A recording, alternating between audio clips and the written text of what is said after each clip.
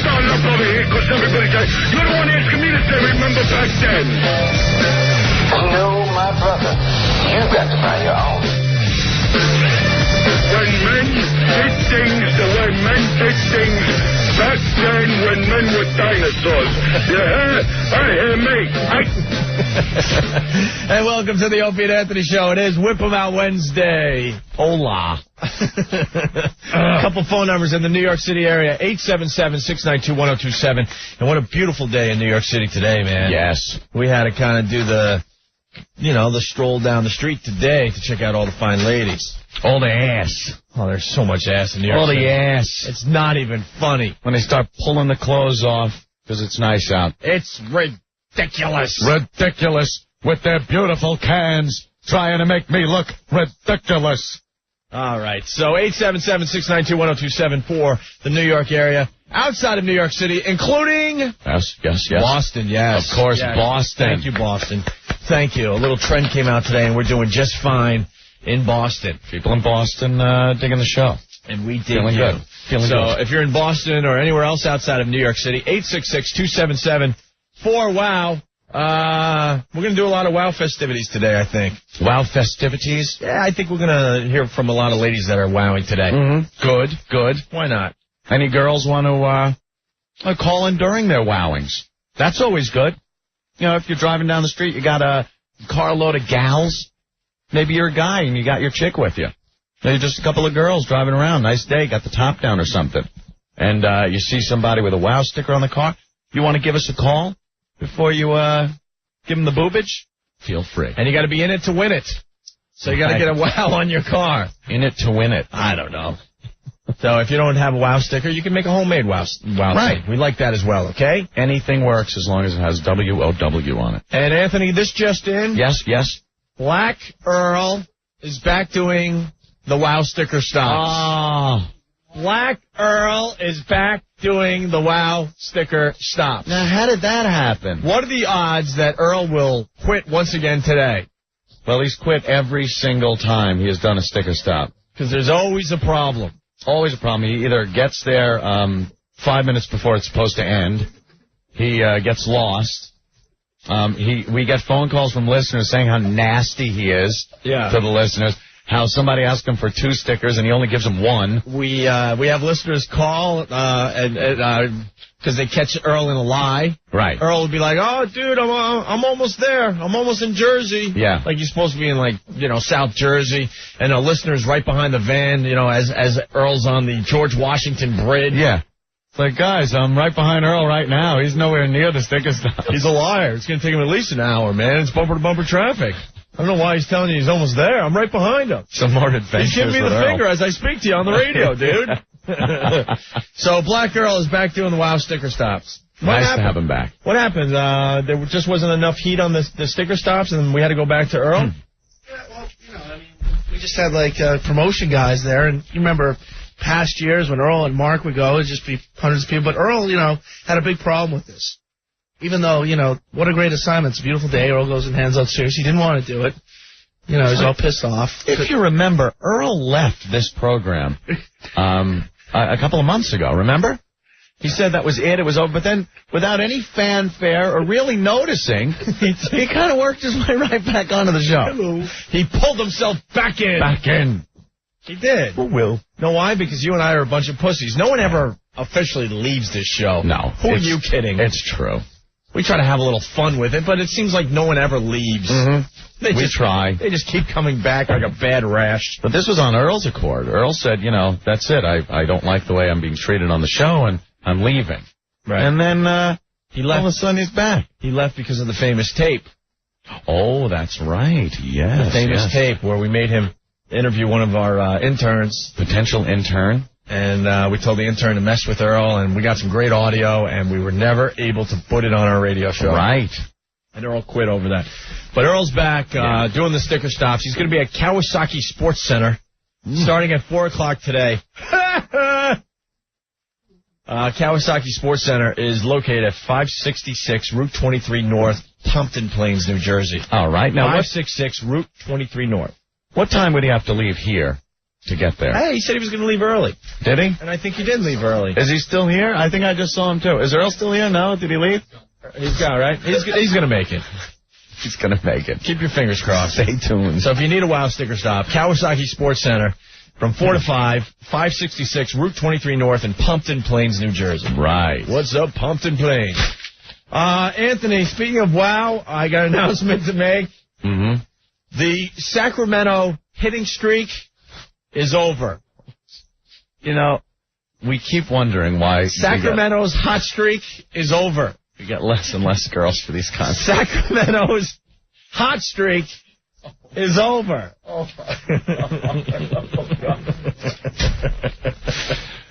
Wow, someone else is saying it. Dude, I'm not the only one. Are you kidding? What is it? before he said it.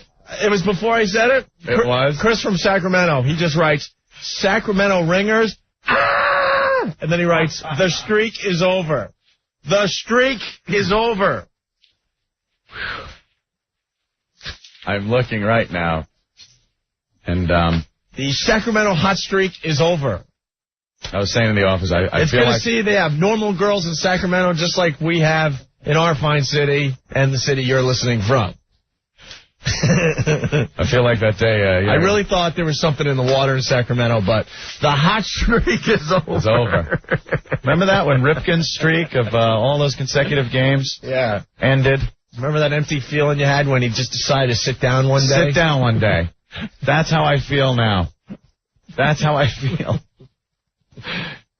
Sacramento's latest contestant. Sacramento is not invincible anymore, Anthony. No. Kind of like, the other night when Tyson just got the S beat out of him. Yeah. That's I'm kind of feeling like, oh, wow. They're just not as strong anymore.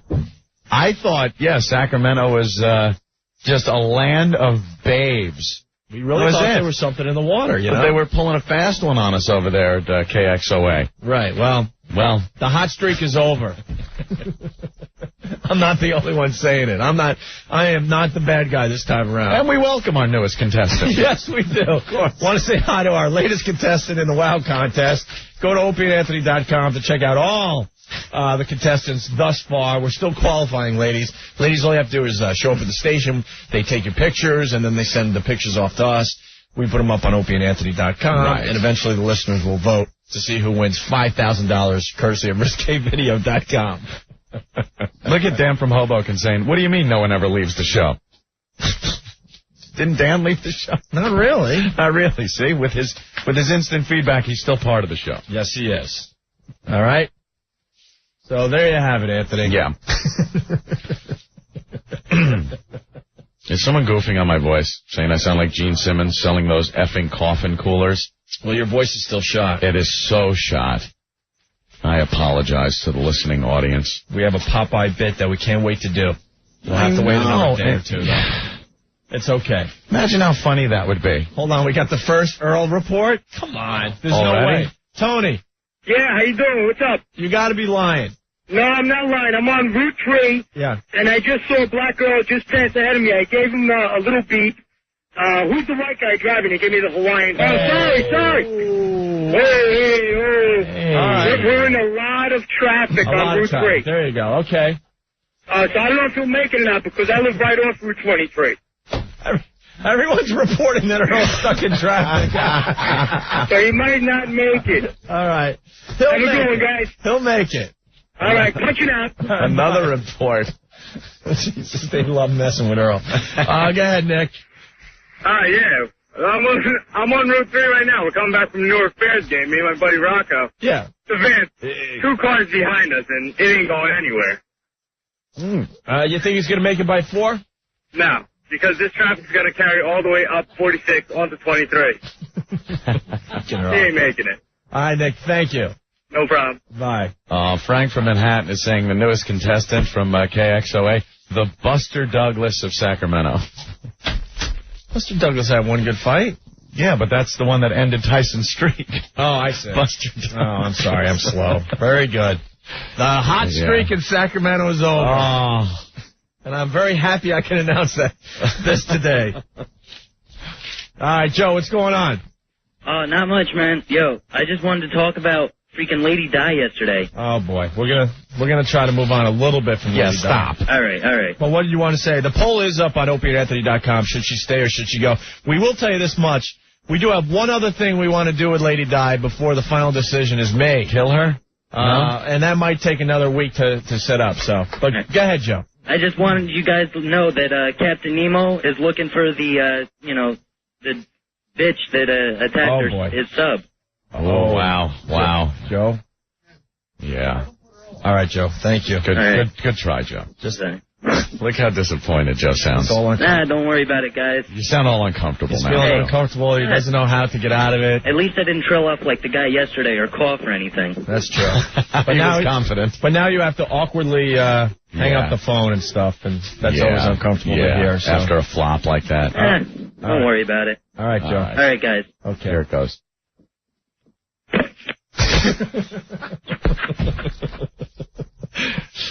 Earl is cruising at 5 miles per hour. Hey, Earl. You. What's up, Earl? I can barely hear you guys there, but we're causing a little bit of traffic. The bad phone is back. Goddamn, I feel like I got in a time machine. I hope the new cities can appreciate the silliness of Earl. It's always the same thing. I can barely hear you guys. The phone's bad. Wait till he gets to the sticker stop in here. This is how his phone will work.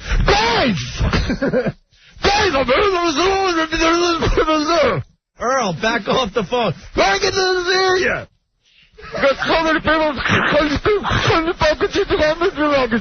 What? Then we ask too many questions and he goes, well, why don't you just do it yourself? I quit. It's the last sticker stop I'm doing. God, I quit. I love that Earl's back doing this. All right, Earl. Yo. Hey, what's up? You sons of bitches. All right, can you hear us? Yeah, I can hear you fine. Are you feeling good today? I feel pretty good. Nothing wrong with you today? There's nothing wrong with me today. All right, there's usually something wrong with you as well. All right, what's up, Earl? No, everyone's saying we're stuck in traffic. Yeah, there's a minor backup, but nothing major. Minor backup. Okay. We will be there by 4 o'clock. Well, Earl, I said all that already. Earl. Yeah. You're going to have just a little more energy when you get to the sticker stop? I have energy now. I'm fine. All right, you might want to, get an energy drink in you, okay? Yeah. I'm not on my phone. I swear I could barely hear you. I'm using Matt's phone. I could get tape from a year ago. You say the same stuff. No, I'm not on my phone. This is great. All right, Earl. So we'll be there at 4, and we got a couple of surprises for everyone who shows up. Oh, Earl doing some material for the show? Little mystery there. What is it, Earl? No, we just got stuff for the ladies if they decide to show up and wow. What kind of stuff, Earl? We got the wild baby tees for the ladies. The baby tees. How hot are those baby tees looking on most girls? They are awesome. Stop. All right, Earl, I gotta go. All righty. Bye. Bye. Shut up, man. What? I know. I've just, seen things. We give them out at some of the events and whatnot, and some people walk around with them. Maybe shouldn't. That's all I'm saying. Well, the Wow Baby tee's very popular. It's just like anything else. Some girls should be ordering the Baby Shamu tees, but others look fine in the baby tees. Yeah. The baby got back tees. Stop, man. What? It's just like This is why the ladies hate us. No, it isn't, because I'll make the same analogy when you see a guy walking down the beach with those yam bag bathing suits. You shouldn't be wearing them either. Just saying, there are certain things that should be worn by certain people. You ever go to the beach and see the girls wearing the thongs? And they shouldn't be? So, Aunt? Yes. Who shouldn't be wearing the Wow Baby tee? Oh, well, anybody. Well, you know something? Who am I to say? If you have the self-confidence, if you're feeling confident about why that would you kind say of thing, something like I think that today? you're showing a lot of confidence. What? Why would you say something like that today? I don't know. I just brought it up. Just Why? Is there an awkward situation going on that I don't know about? Maybe. I don't know. Because I'm just talking. All right. I didn't see nothing. Really? Let me go to Ken. Hey, Ken, you're on the Opie and Anthony show. Yeah, I got 3 words for Sacramento. All right. It's over, Johnny. I just love that the hot streak in Sacramento is over, man. They had a great run, though, didn't they? They had a great run. Everything Dallas stepped up. There's not enough filters in the world to help that situation. Everything Sacramento threw at us was a babe. Right. And then, we have June 19th, 2002. Making us all feel unworthy in these other June cities. June 19th, I'm like 9/11. All right, Ken, thank you. Right. There's some pretty good ones, though. Who is some new contestants that weren't up yesterday? The girl from Dallas, her pictures went up there late yesterday. How's the one from D.C.? I'm just trying to get that She's up. not bad at all. Yeah. The latest girl from D.C. is nice, too. Yeah. See, we talk about the hot ones as well, Anthony. She got a little Asian in her? Is that what I'm saying? Oh, yeah? Let me see. Yeah. Would she like a little Polish in her? Yeah.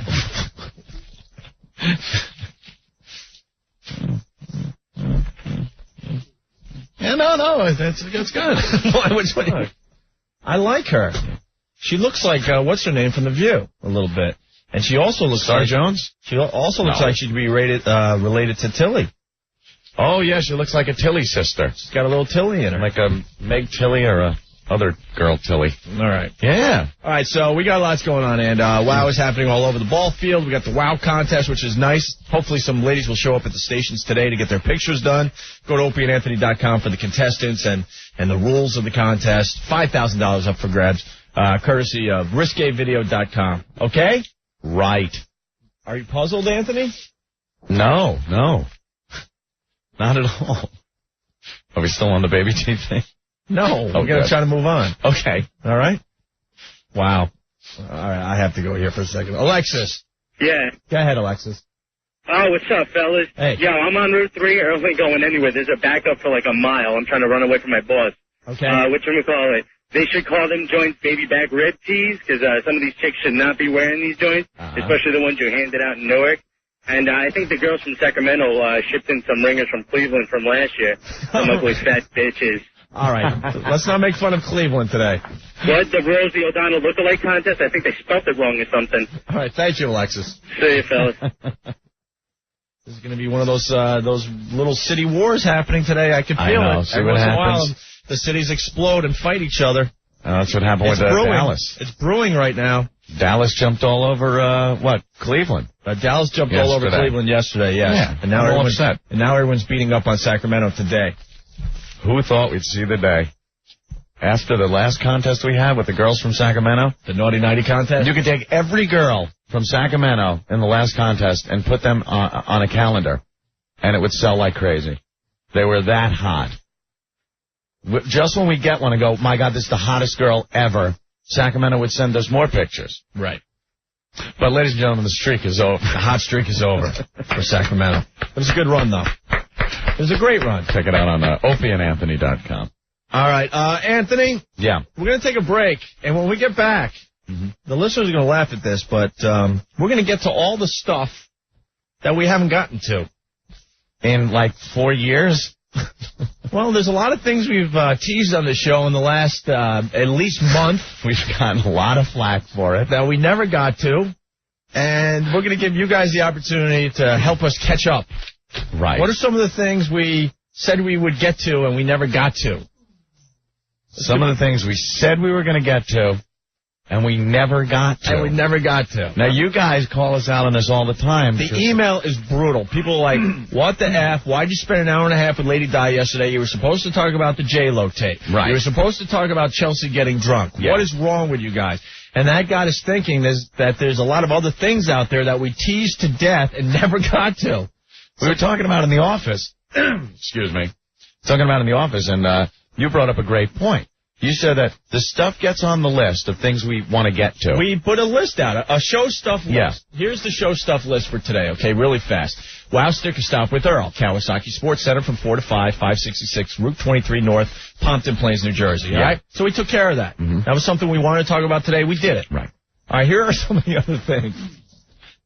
Well, the second bit down, what bits have we forgotten to do? What if we push that one down? We just might. Boy, how freaky. That would be weird. We want to talk about Sex for Sam tryouts, possibly. Oh, yeah, okay. We want to talk about maybe putting a summer road show together. Mm-hmm. Maybe a summer road show where the listeners decide exactly what they want to see. Oh. At this road show, okay? The 5 o'clock Fake-O and the 6 o'clock Queef. What happened to that? They just kind of faded away. Because we allowed it to. You're right. We let a lot of things just fade away. We want to play the Feather bit. Mm-hmm. We're gonna play that into break, so we're good right now. Okay. Voss has an article in Penthouse. Oh, well, I got to read it. Rich Voss has an article in Penthouse. We want to touch on that today. We're thinking about doing an Ebonics game because of the appearance Tracy Morgan had with us. Some of the language that we just didn't understand. Now here's the stuff that used to be on the top of the list and is way down at the bottom and ready to leave the list because we don't have any room left. Mm-hmm.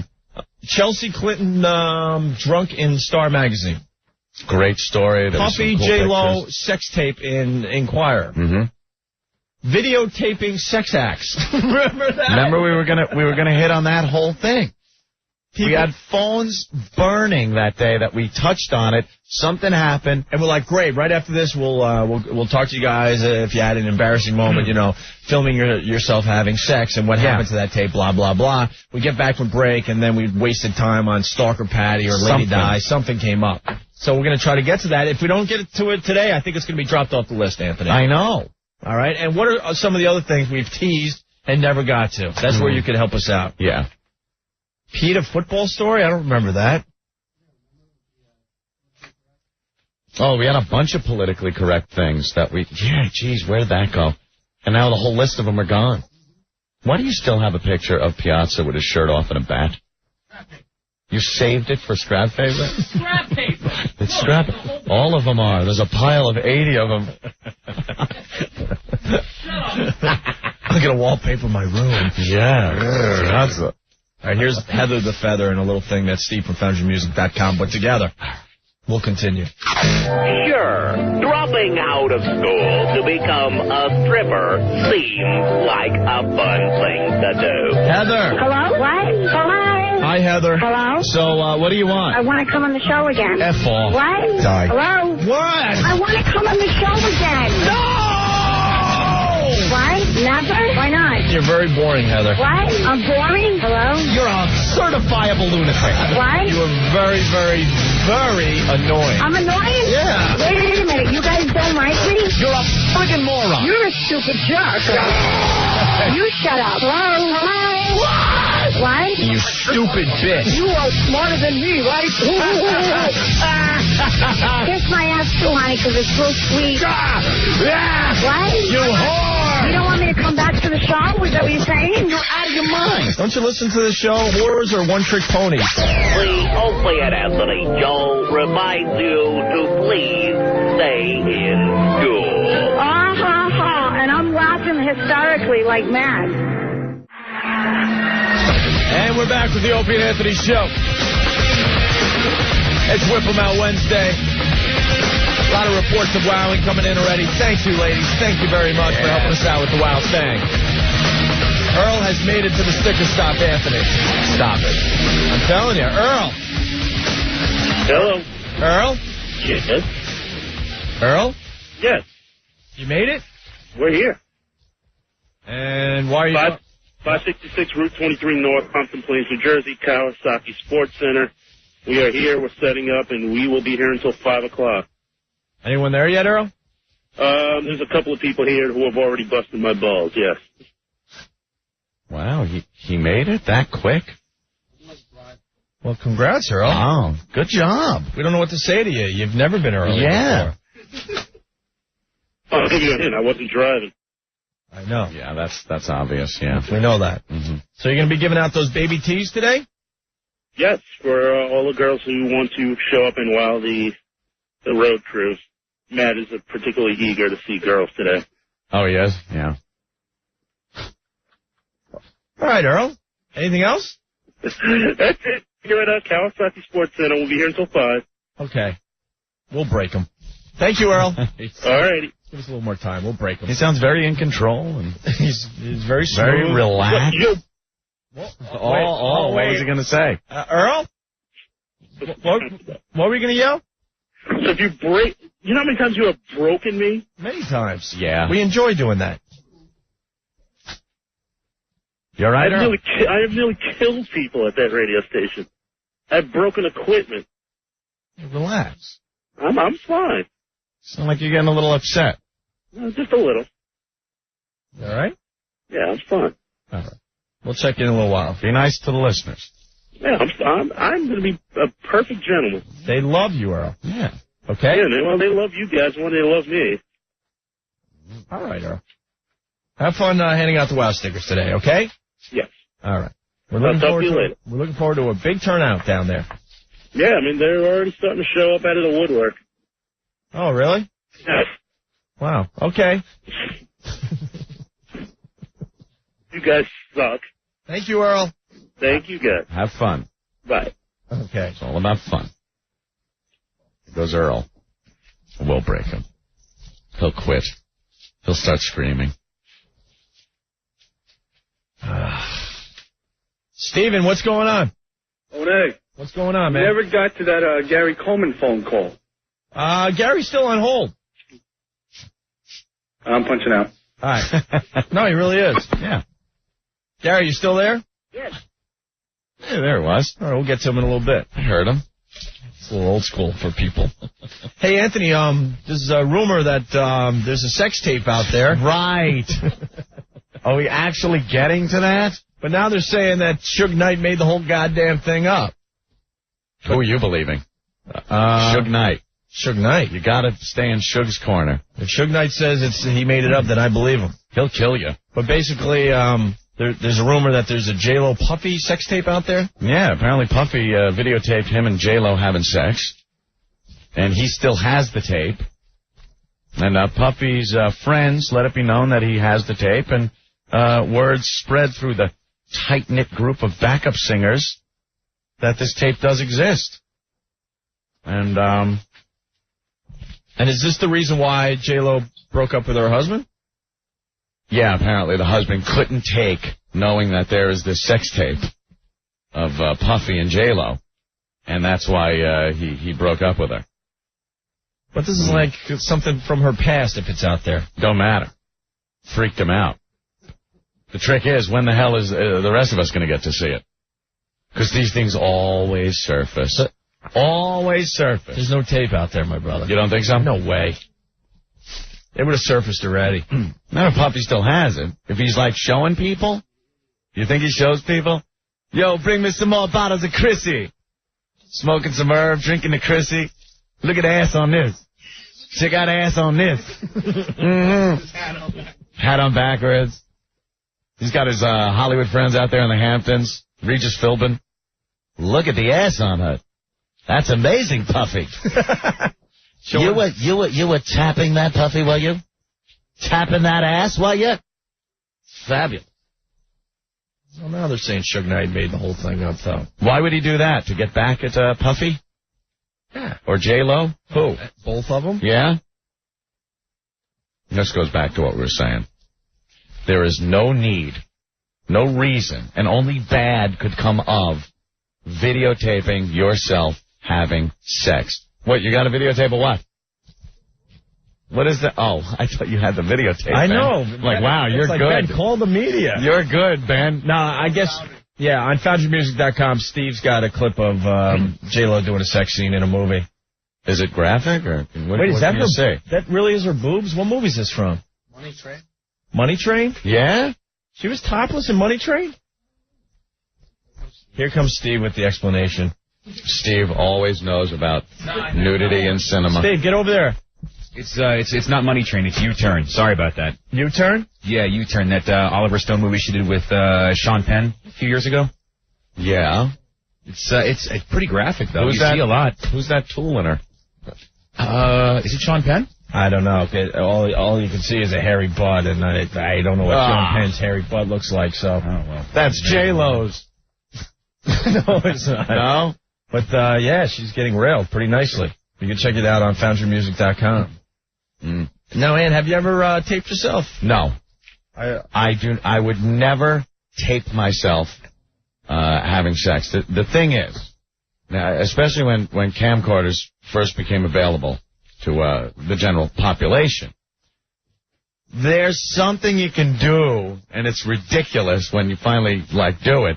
You could set up a camera and just have it monitored on a TV screen. Yeah, but you don't... Without taping it to see kind of what it looks. And it looks silly and completely ridiculous. No, but isn't the point of taping yourself to watch it afterwards? You're too busy doing the thing, and you're going to be self-conscious of what you look like. Why would you want to look over and see what's going on the screen? No, because here's the misconception.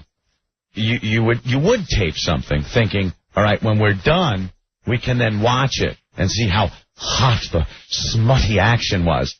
Truth of the matter is, once you pop, as they say, what are you going to do? Throw it in? Now you feel ridiculous and silly. You know how all worked up you are? Yeah, we'll tape ourselves. This is going to be great. I'm gonna so goddamn hard, so good. We're going to make our own porn. I'm going to tape it. Look at that. Look, I'm taping this right now. Look how that slut. Jesus Christ, I'm just pounding you. Yeah, you think that? Let me pull your hair back, you bitch. And then you get done. You want some water? I was going to say, you want to go out and get a burger or something? What do you want? You watch TV? Because the last thing I think I want to watch is the videotape of us effing. Because it's not. A lot of things seem very hot and exciting in the midst of all that passion or beforehand. And then once you're done, you're going to pop it in and go, look at my yam bag smacking. Oh, I didn't know. Oh, Jesus Christ, I didn't know my ass looked like that. Right. You know? Like a world of hurt, depending on where the hell the camera's positioned. And then you got to play director because you know you're monitoring it as you're doing it. And then because you've seen the homemade tapes, it's always and then look, and you can tell they're not looking at the camera, they're looking at the monitor. Wait, lift your leg. Go, no, do the. No, it's backwards. Do this. And then you're watching the tape with a pointer and going, hey, man, you should get that right there checked out. That looks malignant, sir. Perhaps you should have that taken care of. And no one looks good. The porno industry, they know things about shooting the stuff, lighting, getting actors and actresses on there that aren't slobs. They're good with angles. Yeah. And makeup. And this is just body doubles. And this is the least important part of why you shouldn't videotape yourself. Fluffers. Yeah, you want to see yourself not able to perform on tape? Imagine your ex or something get a hold of that one. Hey, look at Limpy over here. He couldn't even get it going. But again, this is just one part of it that might be bad. Mm-hmm. The worst part of it is now it's documented. It's on videotape. For what? So in time, it can fall into the wrong hands. And by the wrong hands, I mean anyone else but yours. Right. And it's on the shelf with the rest of your videos, and you're convinced, you'll always know where it is. Oh, yeah. I'll keep track of that one. It's the one. I'll just put a ripped piece of masking tape on there. No label, but I know ripped masking tape means porno. And then before you know it, where's ripped masking tape? Oh, my God. I lent that to my sister. You pop in ripped masking tape, and it's your prom. Right. And the one labeled your prom, because you know how many videotapes you've gone through in your life. I used to videotape everything. TV shows. I had a camcorder, so any event, band stuff. I probably have 1% of all the videos I've shot. In any way, shape, or form. Where are the rest? You know something? I don't know. Are they destroyed? Probably not. They're probably sitting in a closet somewhere, in a box, over at a friend's house. Perhaps they got returned inadvertently to Blockbuster Video, which is always that good one, too. When the guy dropped... Remember the sheriff? It was a sheriff. Had sex with his wife, videotaped it, and put it in a Blockbuster box? Yeah, he accidentally put it in the Blockbuster box, dropped it off in the depository. Right. And they made copies of it. It really happened because they had copies of this thing and they circulated it around the town. Here's the sheriff and his wife having sex. And the sheriff noticed when he looked at what he thought was his porno movie, and it was a movie that should have been returned to Blockbuster. So it might always end up in the wrong hands. Well, Chris is going to videotape his girlfriend tonight, I think. Chris, what's up? Dude, Aunt, stop. You're killing it for me, man. I just talked her into it, and she listens to you guys. What did you talk her into it for? Why Why not? do you want to do that? Because it's fun. But why do you want to film yourself having sex? I don't get that turn on. I get a lot of turn on, but not that one. Yeah. What's the deal with that? Because it's something that I've never done. It's like Captain Kirk, you know? Boldly going where no one's gone before. It's something I haven't done. So when are you going to watch this tape? Yeah. Oh, I don't know. When I have my buddies over, we're all drunk. Oh, that's the worst. That is absolutely the worst thing you could Would you really possibly show do. it to your buds? Pal, I know she's listening, so I'm going to say no. Oh. But other than that, I'm ruthless. All right, thanks, Chris. Yeah, take it easy, guys. I would never be able to show That's my the pals worst me thing. having sex. Hey, here I am. Right, hey, guys, check me out. Dude, honestly, how nice is my C? Right. You know, what are you going to say to your buds? I learned this move in Nam. Check it out. Jesus. Guys, does your left one hang lower like mine does? You got one that looks like that? I hope so. If you notice, I shave.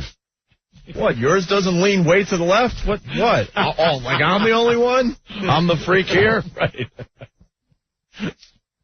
There's no reason for it. You're just setting yourself up for trouble. What do you mean it's not proportional? I thought I was fine. Hey, John, what's going on? Hey, how you doing, guys? Pretty good. I made a tape with my wife. We started the tape. It was going really, really nice. Had some music in the background. Door was locked. It was the morning, and all of a sudden, my 4-year-old knocks on the door. He's like, "Go away, go play, do something." So he gets his Winnie the Pooh Magnadoodle and decides to sit outside the door and play with his Magnadoodle. I'm like, no big deal. He's drawing, right? Well, this particular Magnadoodle makes noises. Yeah. Okay, so we're right in the middle of the deed, and all of a sudden I hear, and I hear boink, boink. And this thing, with every noise this thing made, with every freaking noise this thing made, I lost that much more wood. It turned up on the tape. And it's a blooper tape. That's classic. Now, It's the one and only time we ever tried to do it. I mean, it started out okay, but then when we watched it afterwards, it was comedy. It wasn't anything that turned us on or anything like that. Boing.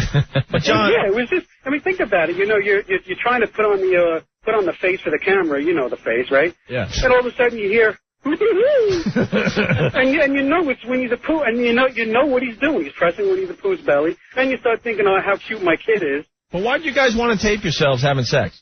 It was just one of those things. You know, we got the stupid camcorder.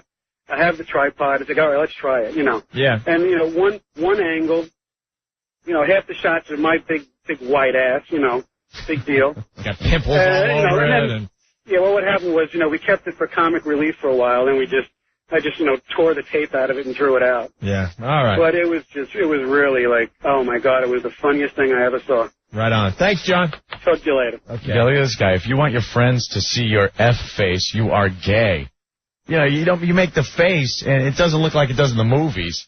Make a face, you look like a stroke victim. Drooling, snorting, just disgusting. No one looks good at the moment. No one looks good, especially, not even at the moment, right before. You ever get lockjaw because you were, like, clenching too much? How?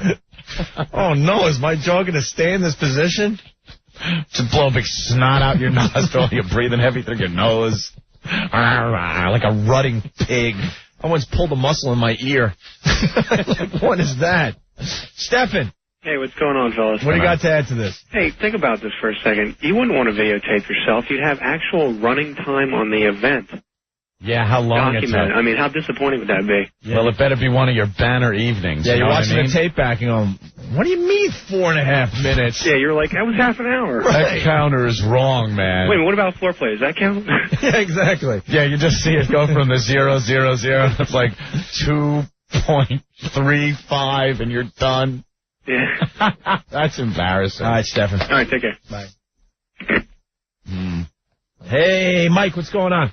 Hey, man. Actually, a long time ago, my dad found a videotape that I made with my ex-girlfriend and actually brought it to my house to see if I actually wanted it back. Did he watch it? He told me he did. Of course he did. That's my boy. Yeah. There's my boy. Were you good in the tape? Hey, I did watch it myself again before I destroyed it, and it didn't look too bad. Well, how was your performance on a scale of 1 to 10? Could have been a little longer. All right, thanks, bro. All right, man. Bye. My father, when I was out in California living with my father, I was about 12. Another father story. I know, they're all just the sickest things. Oh, God. But he was with this girl, Corey. He was with her, and apparently... Was she friends with Buzz? Yeah, they were all friends. All friends together. I think he lived in a hippie commune. No, actually, it was very equestrian, cowboy-like. Yeah, whatever. Opie. Whatever he wants to call it. And Corey had taken these black and white artsy nudes of herself, had them taken or something. This was before she met my father, I guess. And they were in the night table drawer next to their bed. As I was snooping around one day looking, because you do that. You ever do that? You snoop around in your parents? I used to snoop all over the place. When I was a kid, always just snooping around. And then you find some really, stuff that just disgusts you. And know what I learned about my dad? He never had porno magazines around. Never? Because when I was in, junior high, I had a friend, John McCullough. And I don't even know whatever happened to this guy. And, his father had the Playboys right next to the bed. Yeah. And we go over to his house, 7th grade or something. He goes, let me show you something. And he would show me where his father's stash was. It's right here. So I'm thinking, well, if John's father has a porno stash, my dad certainly has to have one, too.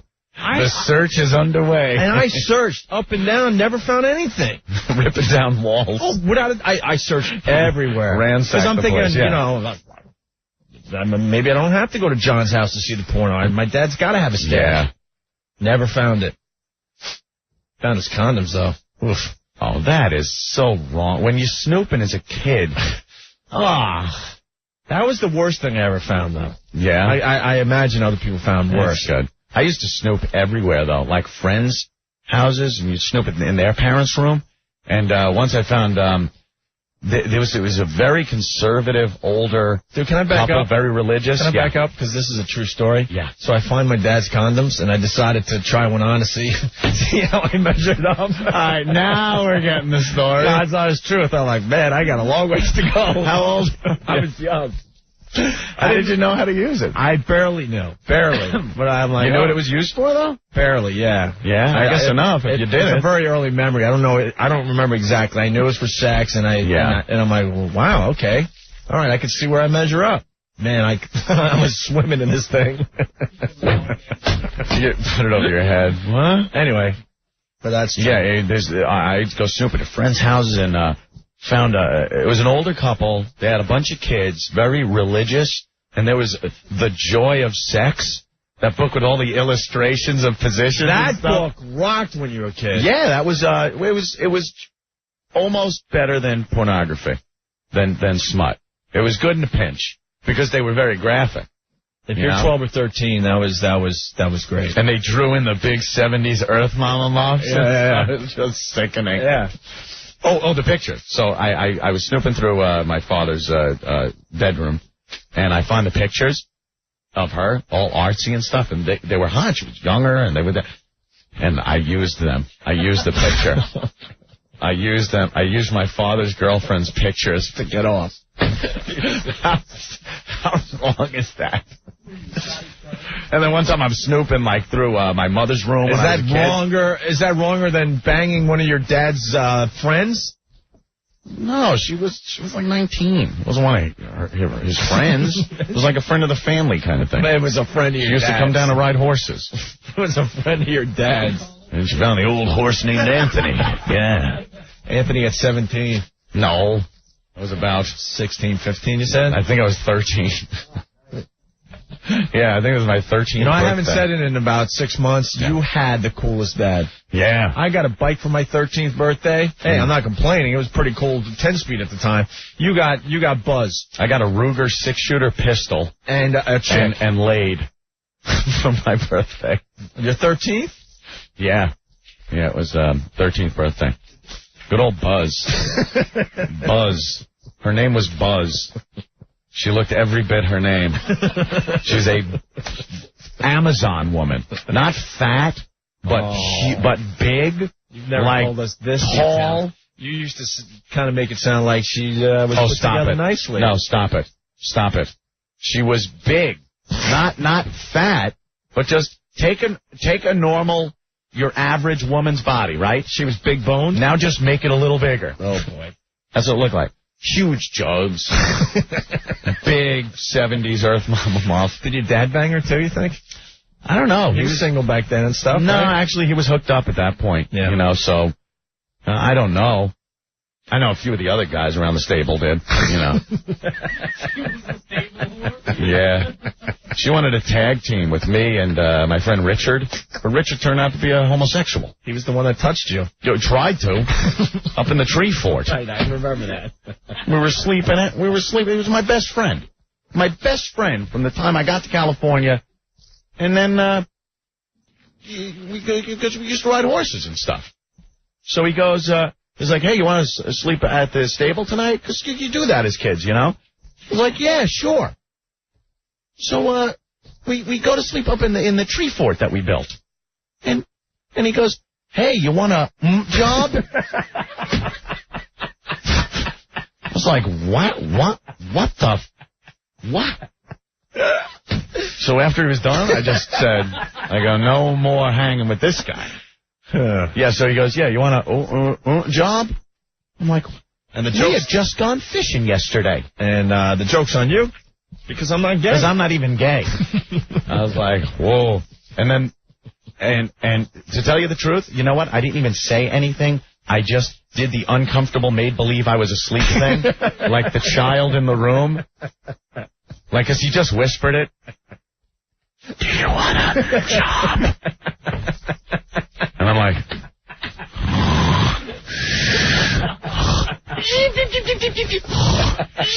I'm doing the exaggerated Three Stooges snore.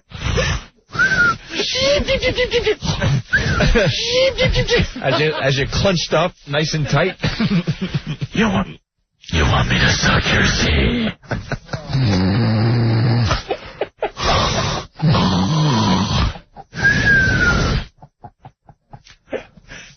I'll take your seed in my mouth.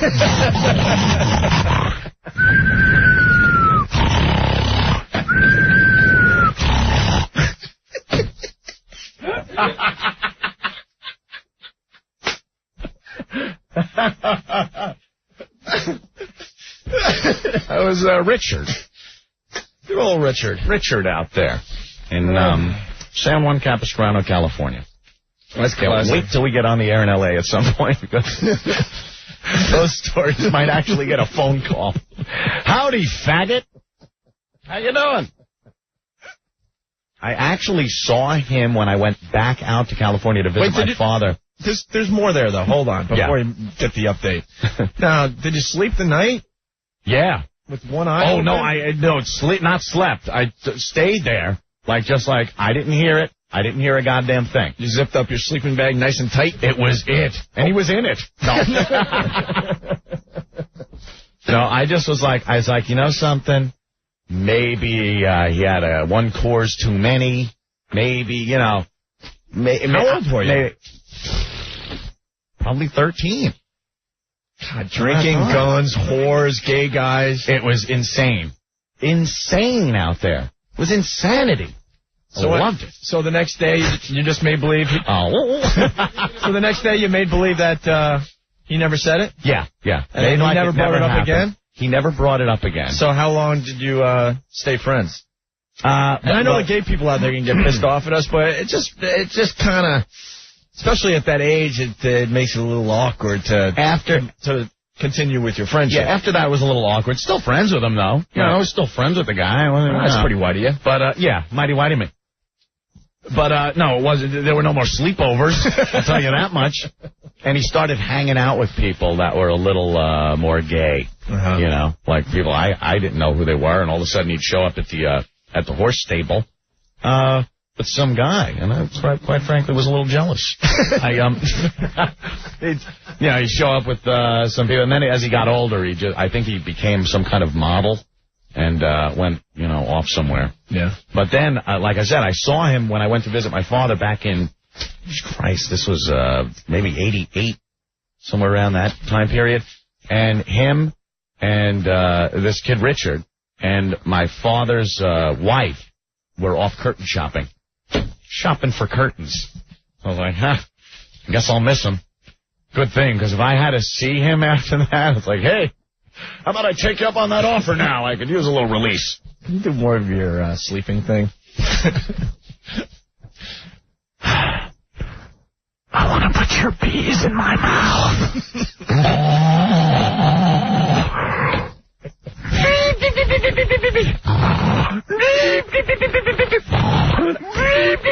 But how did the conversation... Wait. Can you have my face?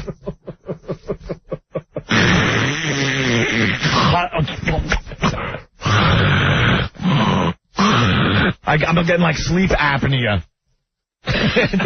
There's one other thing. What were you guys doing during the day? Like you were riding horses and all that. So how did the shooting? How did the conversation? How did the conversation? I didn't know he wanted one more shot in the face. How did the conversation start though? Or did it just go right to that? No, actually, as I guess as any kids hanging out at 13, sleepovers, you talk about sex, yeah. No, well, because actually I had already had sex with that creature, that buzz creature. Buzz, all right. But when you're having the sleepovers with your friends and stuff, Ed, when you're younger, you end up just talking until you talk yourself right into sleep. Yeah. You know what I mean? Yeah. So I'm assuming there was a whole conversation going, and then. Yeah. Then he pops that question out of nowhere. Because I'm telling him what Buzz was doing to me and stuff like that. Kind of getting into the sex conversation, thinking it's two guys talking about sex. And at one point, Buzz even said, why don't, you and Richard come back and, tag me, double team me. And Richard wasn't into it. He said, no. And you didn't know he was gay at this point? No.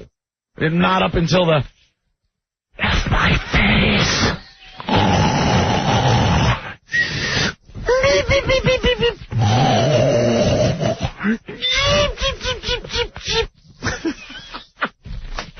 Then it was kind of like, you want your back rubbed? Oh, revelation. Now I understand. Hey, Anthony, you want your back rubbed? Yoo-hoo.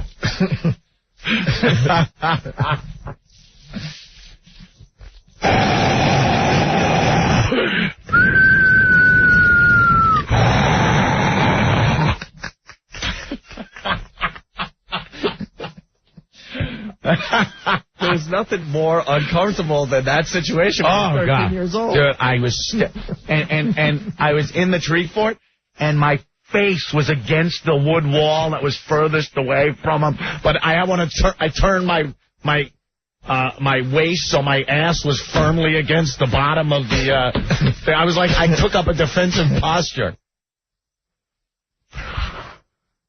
Push until I choke. Oh, wait, wrong voice. You were pretending to be sleeping, but your eyes were as wide as buckwheats. I was like, petrified. Look at Dale from Jersey. You had a chance to get a Hummer from a model and you declined?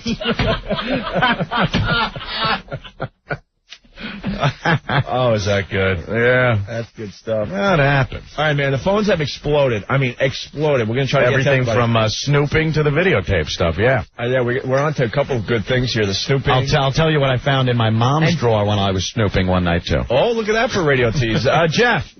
Yeah. We're going to go to you next, all right? All right, no problem. Cool. All right, cool. Jeff, friend showed me his tape. It was actually pretty cool. Yeah. His sex tape. So we'll go to him next. Wow, Aunt, that's funny. And then Keith the Cop has some stuff. We got some good things on the way. So.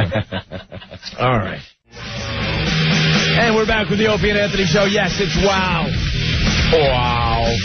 Wow basically means whip them out whenever at this point. It started out with a Wednesday thing, a Wednesday theme. But now, man, ladies, if you see wow in a car somewhere out there, that guy wants to see your fun bags. You don't have to do it, but it would be very nice. And the guys know, don't harass the ladies, don't follow the ladies. Let it happen and move on with your life, okay? Your job ends once you slap that wow on. That's it. Be cool. A lot of people are asking me if I fell asleep in that tree fort. when my friend at 13, Richard, decided to ask me if I wanted a job from him. And no, I didn't fall asleep. That was the whole thing. I had to spend the whole night awake, staring at the opposite wall of the tree fort. And I felt like the guy in Night of the Living Dead when I finally saw the sunrise. Like, oh, it's thank over. God. Right. Oh, thank God I made it through the night. Jameek from Brooklyn. Hey, Aunt, don't worry. It's not gay if you don't wake up.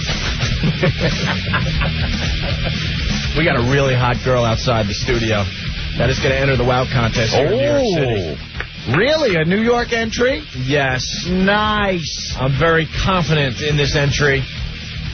She's going to get a lot of votes when the voting begins one of these days. Very good. When we get her pictures done, we'll get them up as soon as possible on opieandanthony.com. She's nice, right, Rick? Hot. Very hot. Good deal. Blonde. Hot blonde. Getting ready to enter the WOW contest. Okay, we said we'd go to Jeff. We're on about 3 or 4 different subjects right now, but that's okay. Jeff, you're next on the Opie and Anthony show. What do you got? Happy WOW Day, guys. Thank you.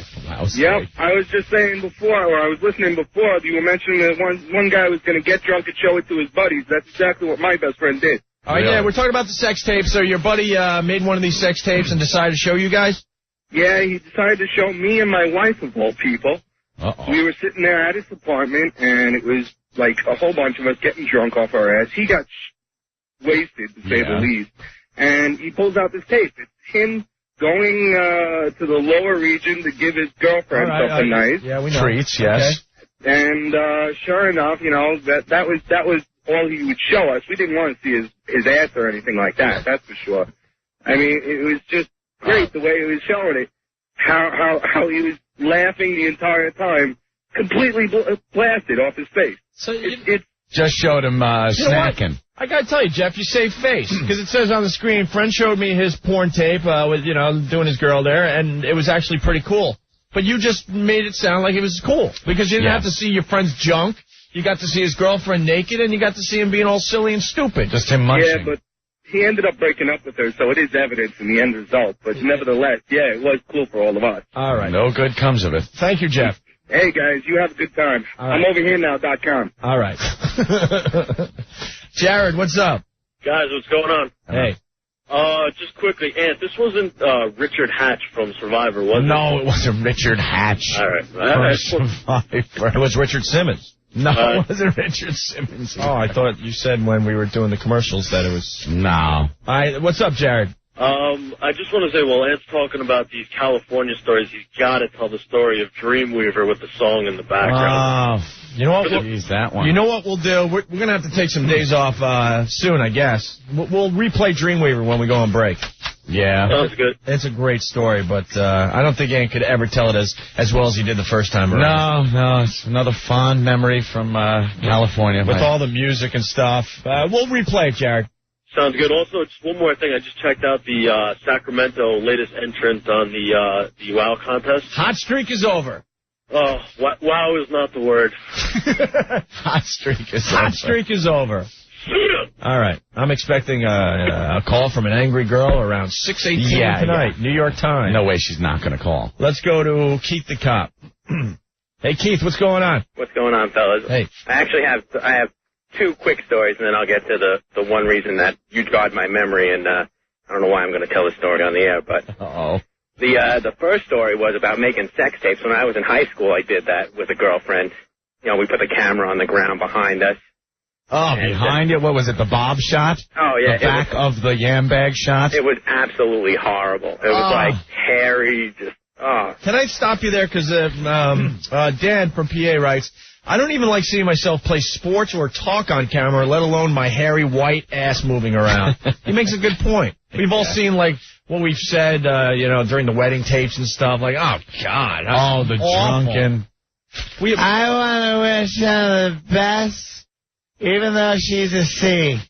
And you never take it back. But he makes a good point. And we don't like seeing ourselves doing regular stuff on camera. Why would we want to see ourselves having sex? Go ahead, kid. Yeah, so, we watched it, and I saved it. And it was on a tape that was labeled Miami Vice.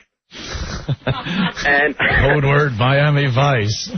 And, I have it. My cousin happened to live with us at the time, and I was walking through the living room, and, he had popped in that tape, and lo and behold, there I was on the tape, it was just my hairy ass. Dude, what is this? I'm like, oh, my God. It was disgusting. After that, the tape had to go. How do you leave it around? No one's going to want to watch Miami Vice. Guy probably going to want to be like, I'll watch the Adventures of Crockett and Tubbs here. Let me see oh, my God. Yeah, that was horrible. The second story was years ago, my old man had a friend who owned a video store, and he closed down the video store, so he gave us all these old pornos, Deep Throat and all stuff like that. Yeah. So my old man was cool. He let me watch them. So one day I was watching one of the tapes, and it was like a documentary sort of thing, and one of my parents' friends was in the group orgy scene in the porno. So, like, I could not say, I was like, you got to look at this. Of course. And, it was a friend of my aunt's, and we had to bring it to my aunt, and she was like, we showed her, and she was like totally devastated. She was like, what do I say? Do I say anything to her? Wow. And they said something to her, but she was like totally cool with it. She's like, yeah, it was the 60s, it was like big, hairy, sort of disgusting. All right, Keith, these are the warm-up stories. Now, what do you want to say? So you were talking about how you were snooping and you found your dad. You found your dad's condoms and everything? Yeah, and then I tried it on to see where Well, one time I've never thought of this since the day it happened. I was probably in junior high school, and I was home. I was sick. And nothing better than a fever jerk. A hot fever jerk. Oh, man, I can't believe this.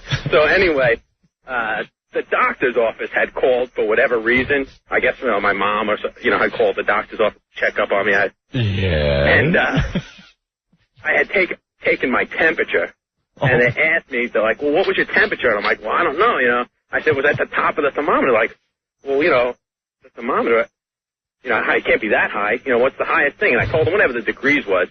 And it turns out, I guess there's a certain type of thermometer that people use for birth control, like monitoring their birth control. Oh, like an ovulation thermometer? Right.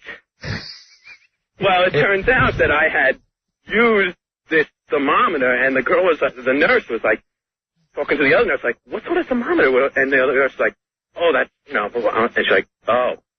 And she's like, you shouldn't really use that thermometer, it's in your mouth. And I was like, oh, my God. Wait, now, let me just ask so you can confirm it. Who was using the thermometer to check for their proper ovulation? It was my mom. Have fun at work today, Keith, because I'm sure the guys will leave you alone. It's one of those things, and, I hope she's not listening, because she listens to the show. You guys have talked to her before. Yeah, she's cool. Yeah, she is, but it was like, she just jogged my memory, and I was like, oh, my God, and then I had the phone in my hand, and I'm like, do I call and tell this story on the air? Wow. But how come it tastes like when Dad kisses me goodnight sometimes? So I'm sure my phone's going to start ringing off the hook, but that was my horror show snooping story. But it wasn't really a snooping story. But yeah, that's a pretty good one. That's classic. All right, fellas, I'll see you later. All right, bye. Have fun at work. I actually thought he was going for the backdoor angle on the thermometer. Who knew where he was going with that one? Oh, like that's better? No, it isn't. He put it in his mouth. Classic. Jim from Philly, I'm glad I videotaped me and my ex. She's going to school to be a doctor now, and she's willing to give me the $8,000 she owes me to get the tape back. Oh. She swore I'd never see that money. God bless camcorders. Little black man. So there's a positive one. Marty from Philly. Tape girlfriend and I having sex. She insisted on erasing the tape that night, which I did. Rewound tape, but VCR rewound, leaving 2 seconds at the beginning. Months later, I recorded a TV show, went to her house to watch it with her and her mom. Popped the tape in, pressed play, saw a 2-second flash of us nude. Mom didn't say a word. The whole time we were on needles, waiting for her to ask what the hell that was. Later, the tape was destroyed. And Jameek from Brooklyn. My girlfriend's mom is a very religious woman. She's the really quiet type. Well, one day I was snooping in my girlfriend mom's house. I was shocked to find a 2-pronged vibrator. 2-pronged? For double action? Yeah. A B plug. Oh, well, maybe I'm proud of that. I'll back up because they probably dumped that. I'm shocked to find a 2-pronged vibrator, a B plug, and a lube. Oh, lube for that area. Yes. Yeah. In her mom's nightstand. I can never look at her mom the same way again. What'd you find snooping? I found, I was snooping around. Actually, I was looking for my Christmas present, or my birthday present. So I'm snooping around my mom's room, and I knew what she was getting me. She was getting me Subsearch. It was like a predecessor to a computer game. It had like 5 LED numbers on it and a chart, things, and I was so psyched. Well, yes, Opie? I bet I know what you found. What? Baseball cards? No, suck. You suck. Shut up. No. There were no rookie cards. Rookie cards. All right, sorry. No. Sal's going to kill you. I was searching around for my birthday present because I wanted to actually open it up and play it and then put it back. An autographed baseball bat? No. You better shut up. They listen to this program occasionally. And they know I love them. Of course. All right. You going to the party? Have you got the invitation? Of course I am. Very good. No, it doesn't admit, Rick. You deal with Sal. You don't want to deal with Sal, ever. Go ahead. So you're snooping for your birthday. Snooping around, and I went to the, if you want to or don't want to know anything about your parents, either go into or do not go into their night tables. Those night tables, they give you more insight into your parents than anything else. It's where you find the pictures or the cards or the letter or something that is like, whoa. You know, it's because it's personal stuff and you shouldn't be snooping around in there. So I opened it up. There was this device. That's all I could say. It said it was a muscle massager. And I just assumed since my mom had been that's what they used to call him, she was a cocktail waitress at a disco, out on Long Island. Mm-hmm. So she's on her feet all the time. So I assumed she just needed the muscle relaxing properties of the device. What shape was the muscle relaxer in? No, it wasn't like one of those muscle relaxers where it's like obviously a dill. No, it was it had a handle, and then above the handle where you held it, it was kind of square, rectangular thing, and then out the side was this knob thing that you could put rubber attachments onto, like a suction cup or a ball or the thing with a bunch of spiky things sticking out of it.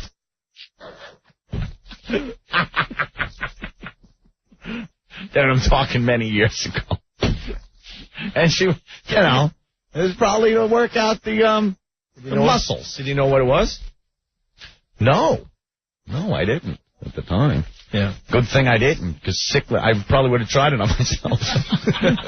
This was before, I was very young, I was a youngster, so I didn't know. Yeah. But I guess I knew enough not to ask, which is good. But also I was snooping around, so I couldn't ask. Know what we should do today?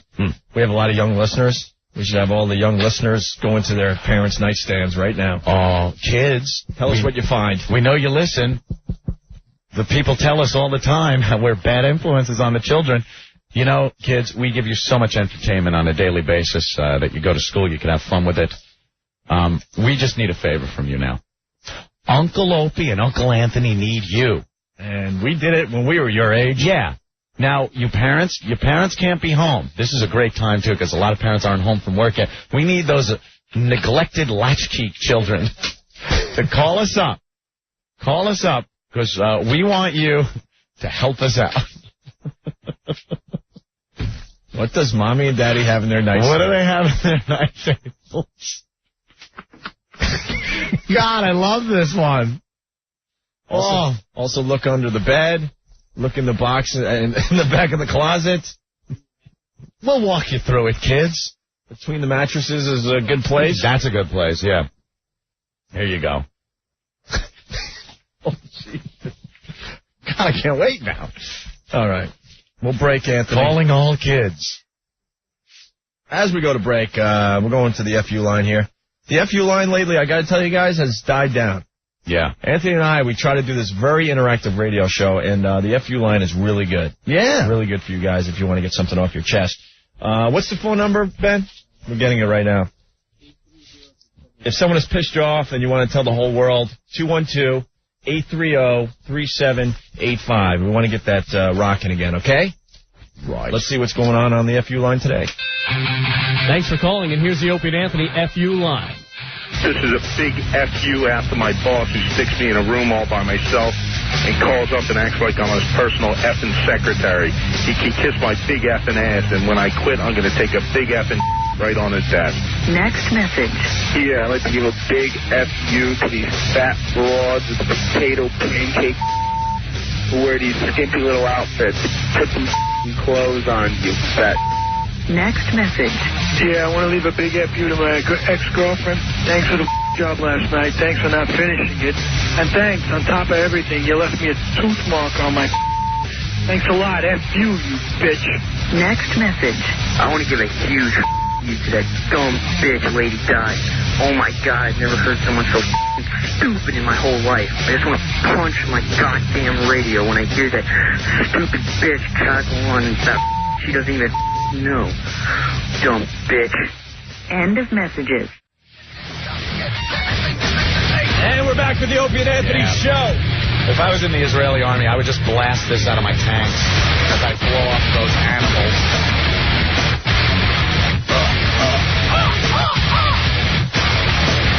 A message to the rest of the country. Wow contest over. My God. Good luck beating the girl we got outside the studio. Good effing luck, Chicago, Dallas, Philly, Washington, Boston, Sacramento, and the rest of you. New York stepped up today, man. We got representation from New York for once. A very normal-looking girl with just beautiful, beautiful boobs. Yeah. A hot blonde. The whole package. She's Norwegian, Opie. Really? She's Norwegian. And she's got a little Catholic schoolgirl skirt on. She's got some high heels. She's got her underwear pulled up a little bit. Right, underwear. That's hot. She got her bloomers pulled up a little. She's got her underpants. She's got her panties pulled up a little bit. Panties. And then she's got, what, like a little tiny little top on. You guys are done. And have we said lately that Sacramento's hot streak is over? I think so, yeah. Rick has taken at least 100 pictures of this girl so far. We're not going to F this one up. No. Sometimes we get the hot girls here in New York, and then we look at the pictures after they leave, and we're like, what happened? Must be the lighting or something. Yeah, so we're making sure. Is that kind of a tip-off to the girls if Rick only takes like 1 or 2 pictures of you? Like, he's out there still. It's like a real photo shoot going on out there now. It's been about 20 minutes. He's snapping away. Don't give out all our secrets. All right, I know. We got a lot of secrets on this show. There's some things I should just keep quiet about. That's right. Earl, what's up? Hey, guys. We're at Kawasaki Sports Center, 566 Route 23 North in Pompton Plains, New Jersey. The turnout's been unbelievable. You're right, Opie. The show was going much too well and smoothly, and we were up and talking. You're right. We needed this. F you both. But we're here. We'll be here for a couple more minutes handing out wow stickers, and we had 2 girls wow the crowd. Oh. Earl, your old pal Opie is going to teach you a little bit about radio today, okay? Get out your notebook. Take notes now. Why would you call from a sticker stop if you're leaving in 10 minutes? The whole purpose of calling a show when you're out on the road is to promote it so you get people down there. You already got the people down there, so why would you call when you're going to be leaving? Well, we're obligated to make 2 calls. This is my 2nd call. This is at least your 4th. No, it's my 2nd. And did you get any girls wowing for those baby tees? Yes, we've had 2 girls so far. Oh. All right. Earl, you want to put in a little overtime today and maybe stay 15 minutes extra? If that's what you want, hey, it's your show. That didn't sound like you really wanted to do it. I'm just thinking, Earl, if you're having a good time and people are showing up there, maybe you should... yeah, we're having maybe you should stay a little later. Yeah, New Jersey has definitely shown the love today. Hey, here's a girl that, hey, where'd you get that baby tee? I got it from a Negro. Sound like a guy. Is this 1999? I know. I'm digging the Earl at the sticker stop, though. Yes, Earl. Thank you. Well, thank you, guys. Okay. Take care. Black Earl. All right. Thank you, Earl. Earl? That's him leaving. Earl. No, he's right there. I have to ask him one more thing. Hello? Earl. Earl, my friend. Earl. You're not going to get me. No. I just want to ask you something. You're not going to get me. You're smart for us. All right. Rob Zilla from Jersey. My cousin was snooping once and found Benoit balls in a box under his mom's bed. He thought it was a necklace and wore them around the house. Better than finding it in the box on his mom's bed. That would be embarrassing. Let me go to Amber, 11 years old. Amber. Hi. What's up, Amber?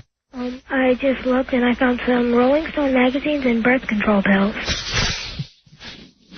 And you want to explain what's going on right now? We want the kids that listen to this show, the young children, to go into their parents. Your parents aren't home, right? Well, they're home, but my mom doesn't know, so she's downstairs taking care of the little kids. How many kids you have in your family? 3. Well, another one, but he lives in Buffalo, so we don't see him every day. Yeah. And you went through your mom's night table? Mm-hmm. Do you still have a dad that lives there? Well, I have a stepdad. My real dad gets me on the weekend.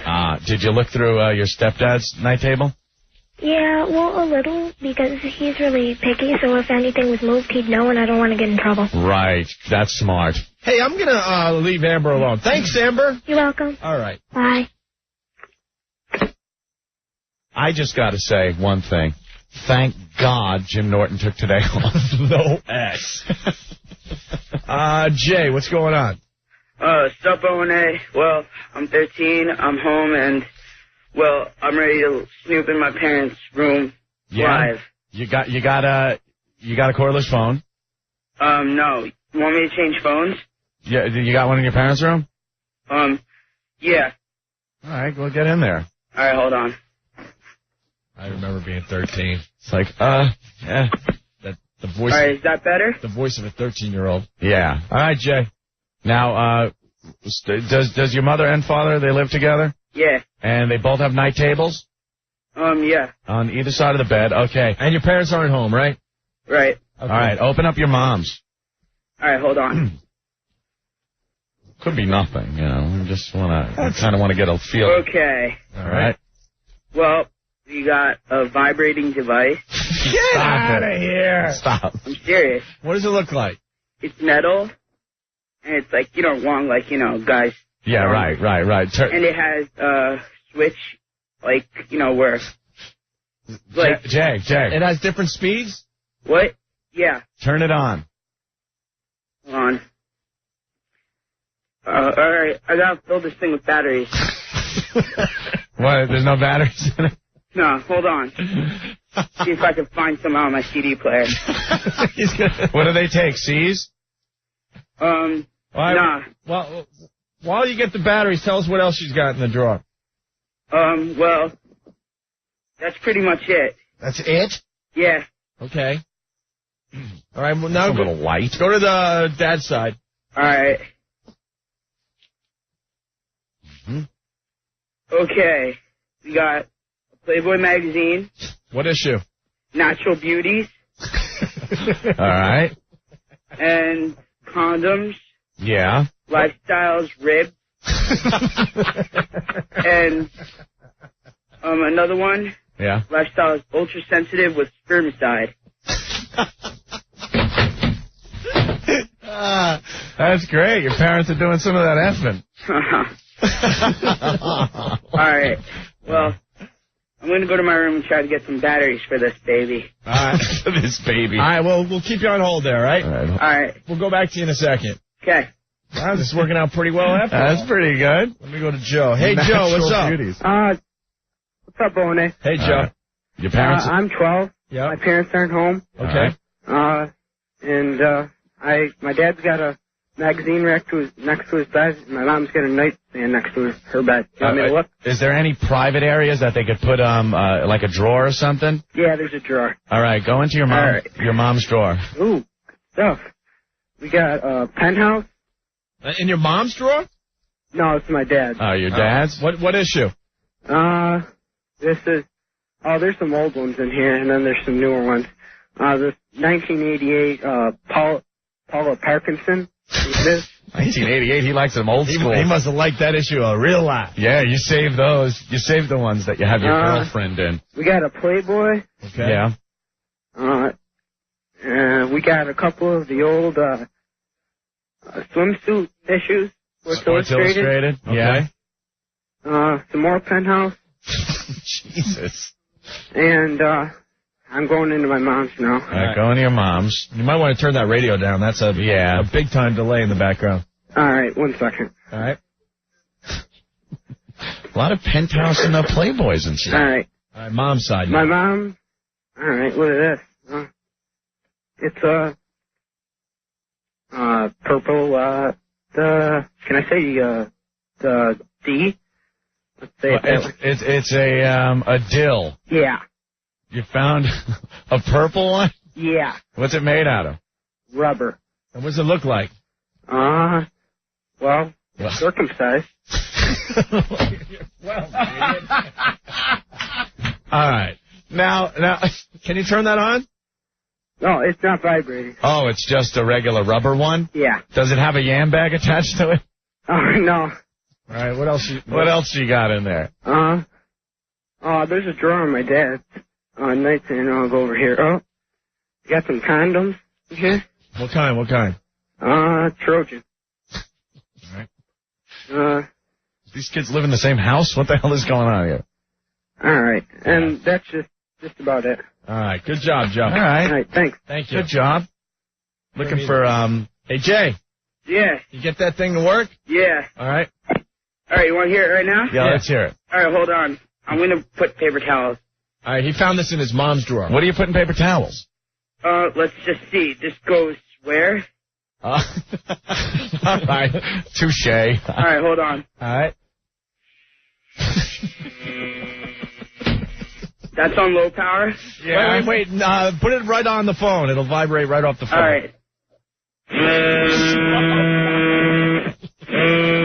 That good? All right, you want to hear high power? Yeah.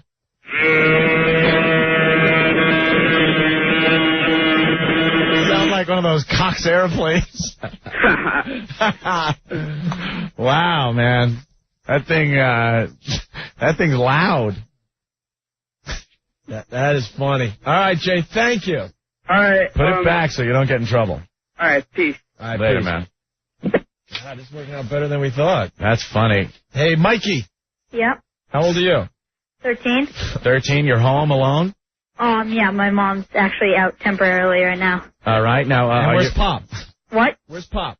He's at work. Okay. All right, and are you in your parents' bedroom? No, I actually looked during your commercial break. There's nothing in there, but it made me remember that we had a yard sale a couple of years ago. Yeah. And I went downstairs to find something for someone, and I found like a 70s Playboy Christmas edition.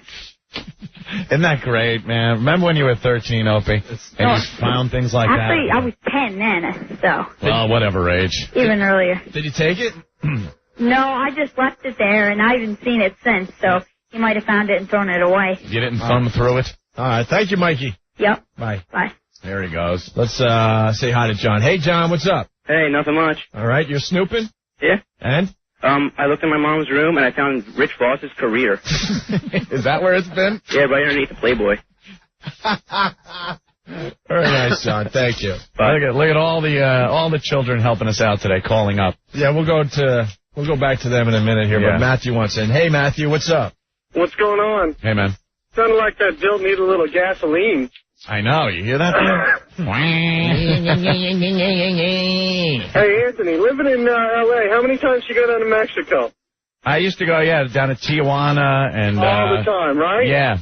Okay, well, we had a family friend who's about 10 years older than all of us, and he took me down as a graduation gift for high school. Yeah. And we drove all the way down to Puerto Vallarta, and if you know Mexico, it's a couple days' drive. Mm-hmm. Well, I got down there, got really hammered with him one night. I kind of woke... At first, the first Hold on. faggot came out of my mouth. I started cursing, and then all of a sudden it dawned on me: should I have finished? And you're willing to admit this today? Well, what do you expect? I'm married. I got kids. It was just his fault. He falls asleep. He wakes up. He's got his junk in another guy. So is it gay? If you didn't know what was I happening? can laugh at it today, but let me tell you, I felt 2 years of frustration. All right, thank you, Matthew. Take care, guys. You make my ride beautiful. Thanks, man. You know what? We got a bunch of parents in a state of panic right now. Tony from Cleveland. What's up, Tony? Hey, guys, you got to stop this. You're killing me. Why? For the last hour, I've been trying to call my house, and the phone is busy, and I got a 13 and a 12-year-old there. If they're on hold with you, I'm dead. I've got enough stuff by my headboard to start a sex shop. You're killing me, guys. You're killing me. Yeah, we're freaking out the parents today. Nice, Tony. Thanks. All right, we better break. Jason from Portland said that vibrator sounds like the Mexicans doing landscaping outside my apartment. No ass. All right. We got a bunch more kids on hold, Anthony. Yeah, stay on hold there, kiddies. We'll get to you next. We're back with the Opie and Anthony show. Rick is outside the studio taking pictures of this really hot Nordic blonde that stopped by for the WOW contest. Still. He's been taking her pictures for the last hour. Yeah. I just walked outside during commercials. The girl looks like a completely different girl now. Yeah. She showed up in like a plaid skirt and a nice top, and she had long, flowing blonde, dry hair. Yeah. We just walked out. She's down in nothing but panties, and now her hair is completely wet. All wet. She's soaked completely down everywhere. I saw Rick throw a cup of water right on her breasts. I just saw him, splash her with water. He goes, now lean back, you're on the beach, you're just rubbing in lotion. Now don't look at me. Look at that shot. Rick has entered the studio. Are you happy with the shot you took? Some of my finest work, though. This could be the deciding shot. I give you a lot of credit, Rick, because how you talk to these ladies, I couldn't look them in the eye and say the things you say. Look at that one. Holy ass. Get this up immediately. That's a spank shot. Very nice. Get it up immediately. You should pick what shots Scott should put up on OpieandAnthony.com. There's the latest contestant in the WOW contest. Wait till you see this girl. Hold on. I gotta find this one for you. Good luck to the other cities. Yeah, good luck coming back from this one. Beat this. Very proud. We're here. Hurry up, Rick, because we got kids that want to snoop in their parents' drawers and stuff. Wow. Let me see that one. It's amazing what a little bit of water can do. You know, I'm going to sound really stupid, but for the first time, I don't know the answer to this. Are those real or fake? Those look very real. They do, right? Yeah. Because she's got the ass to match. In a good way. In a good way. She's a dancer. She's a dancer, so she's... Not that type of dancer, though. Like the real dancing. She does some of that real dancing. Classical stuff. Ballet and stuff. Steps. Oh, good shape. There you go. Rick, once again. All right, get those up on OpieandAnthony.com. She's a thoroughbred. Contest over. You. And Sacramento's hot streak is over. Jason, what's going on? Hey, what's up? Hey, man. Yeah, I'm ready to go into my parents' room and see what's in the drawer. Yeah, you know, a lot of people getting out of work right now, Ann. You want to re-explain this? Well, I don't know how we got here. We were kind of talking about snooping in your parents' room, what you found when you were a kid and stuff. And now we have some kids on the phone, and we've asked them to help us out a little. We want them to go through their parents' night tables in their bedroom and see if they find some of the fun stuff we found as kids. Little mechanical devices, pictures, letters, whatever.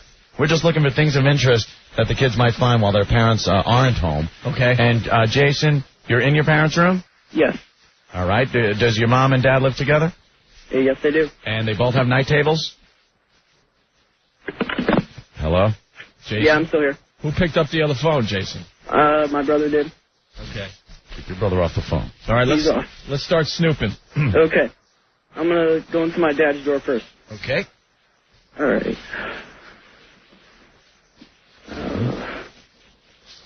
Underneath here, I found a box of condoms.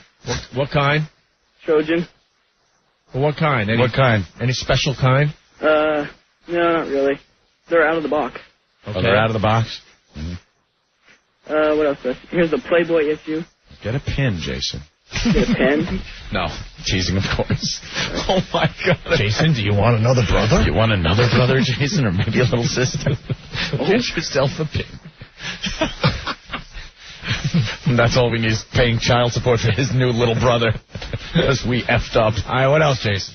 I found a 1998 Playboy issue. Mm-hmm. All right. Who was on the cover? It's the Babes of Baywatch issue. A lot of condoms and Playboys in Dad's drawers. Anything else? No, I think that's it. That's it? All right, go to Mom's side. All right, let me shut this door. Are they keeping something? What was that, a bottle of whiskey? No. What is that? What's all that? This bottle. Okay, go ahead. I see a couple thongs. Thongs? Your mom's thongs? Yeah, but I'm not going to touch them. Yeah, I wouldn't do that. Jason, what did your mom have for lunch? I don't know. Yeah, are there any strange markings on there? No. All right, go ahead, Jason. I was hoping it went right over his head. Wow. Anything else, Jason? Mom didn't keep much stuff in there. I don't see anything else. No? All right, well, you did a good job for us Thongs, condoms, and more Playboys. And, well, the Babes of Baywatch issue, Yes, Anthony. the Babes of Baywatch. I remember that. That was a fine issue of Playboy. All right, Jason, thanks. See you later. Good job, Jason. There you go. Seems to be a running theme, though. I want the real surprising thing, like, Viagra. This picture's of Dad doing it doggy with, something. Aaron. Yeah. What's up? Nothing much, Owen. How's it going? Pretty good. Okay, Austin Garrett told me to look through while I was waiting. All right. And I found probably the most disgusting thing I've ever seen in my life. All right, be careful how you say it, my friend. All right, I found 2 dills. I swear to God, one of them is, it's red, and at the end it's a little curved. Yeah. And the other one... For her pleasure. Yeah. And the other one is skin colored. Yeah. And they both apparently vibrate. Oh, they do? Yes. Why don't you click those on for us? All right. Oh, gross. I have to touch it.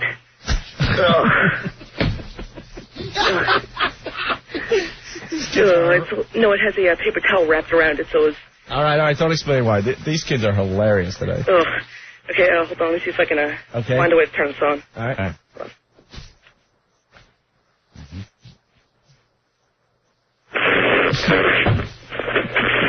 Did you get that? What the hell was that? I don't know. It's apparently low, but I'm going to put it back. I don't feel like touching it anymore. All right. And apparently everything seems to be in one drawer, except for what I'm finding. Yeah. I found a pair of, or a box of Durex condoms. All right. Durex. High sensation, enhanced rips for extra stimulation, lubricated. Yeah. And I found 2 Girls Gone Wild DVDs. Girls Gone Wild DVD. All right, Pop. All right. Yeah. So it's everything's in one drawer, and I have to be careful because I don't know if the cabinet was sort of open, or I have to be careful on how I close it. Right. All right, Aaron. Put it back exactly like you found it. Yes, I'm trying. Good job today, Aaron. Okay, thank you. Okay. Bye. Another parent panicking right now. John, what's going on? Real fast. Yeah, it's Jim. Guys, I'm sweating my A off because my son listens to you guys every day. If he gets a hold of his mother's handcuffs and put them on, she's away for 2 weeks. I'm going to be screwed. Oh, my God. I got animal porn in there, too. If he ever finds out, I'll really be dead. All right, John. Try to explain that to the cops. Stop admitting felonies on the air. Thank you. Hysterical. Dad, he brings up a great point because when I was a kid, my father was a private investigator. I found his handcuffs and put them around my ankles.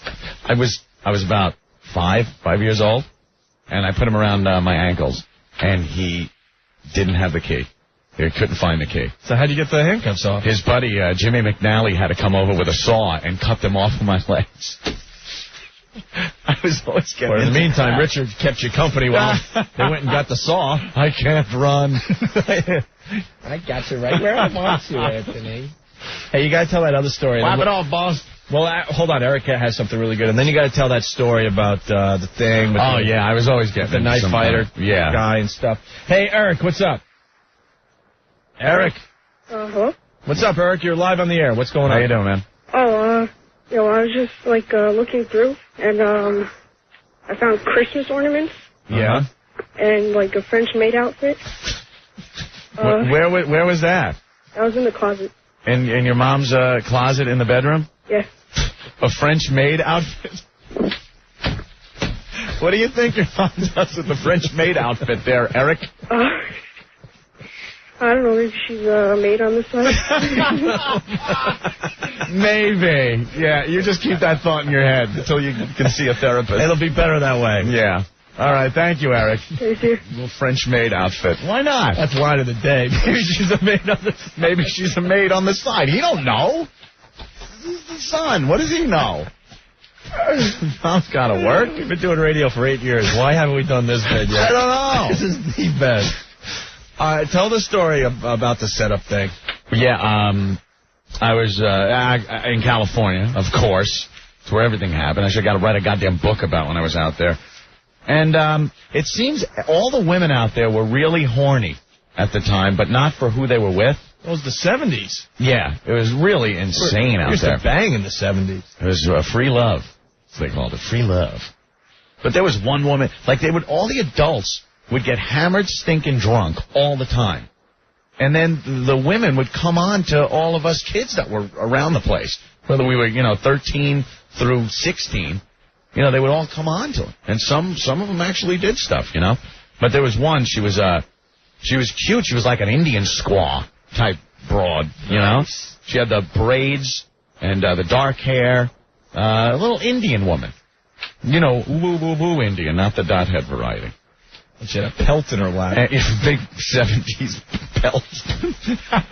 Looked like a buffalo hump. And she had her boyfriend, her husband, was this Indian who, I swear to God, he looked like the Indian guy that was the bartender in From Dusk Till Dawn. Ah. That guy. Yeah, okay. Just scary. Always walked around with a huge knife on his belt. And he was passed out. And his girl goes, hey, Anthony, come here. Come here. I got to show you something. Come here. And I'm like, okay. I'm a dopey kid. Okay. So I run to the back area where all the hay bales are. And, of course, when you take hay bales off of a big pile, it leaves, nooks and crannies. So she climbs in and just starts taking her shirt off. And I'm going, what do you.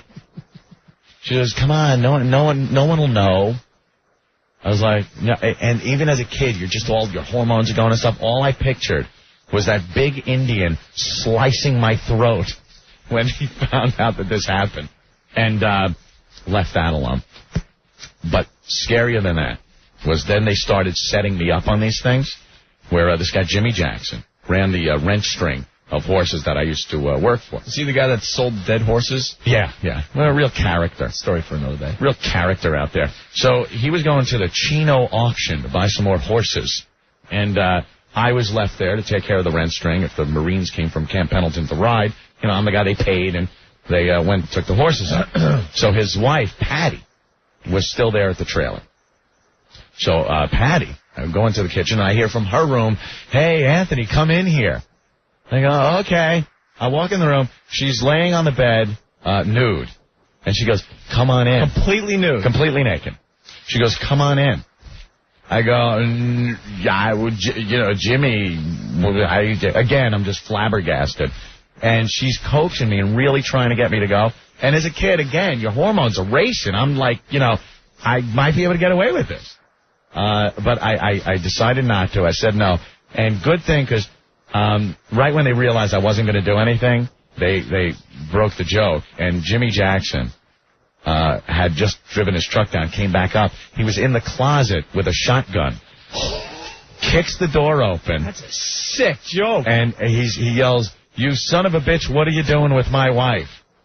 But it kind of ruined the joke because I wasn't doing that. But I was thinking if I would have actually taken her up on it. Or at least just laid in bed with her or something. Laid down there in the bed, and Jimmy came busting in with the shotgun. Your little heart would have bursted. Oh, I know. You would have had a heart attack. I probably would have. But that's the type of wacky hijinks they were into out there in their Jack Daniels-fueled intoxication. Hey, you got to go to foundrymusic.com. Why, what's up now? Jim Norton's face is on one of the WOW contestants. Turn that around, show hand. I know, What is it? I know it's a visual, but Oh, my. You sure that's Norton's face? Yes, it is. Boy, what a great job.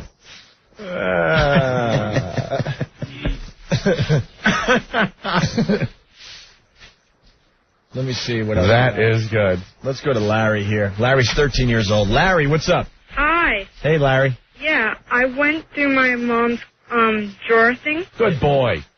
Yeah, and I found a whip. A whip? Yes. How big is it? It's like, it has like some prongs on it. What is it? Is it? How many feet long is it? I don't have a tape measure. Well, approximately. Is it a big long bullwhip or a short one? I'll say it's short.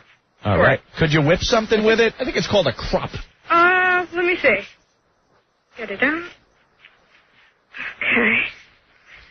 1 second. All right. I'm gonna whip it. Whip it good. Okay. Tell me if you hear it, okay? All right.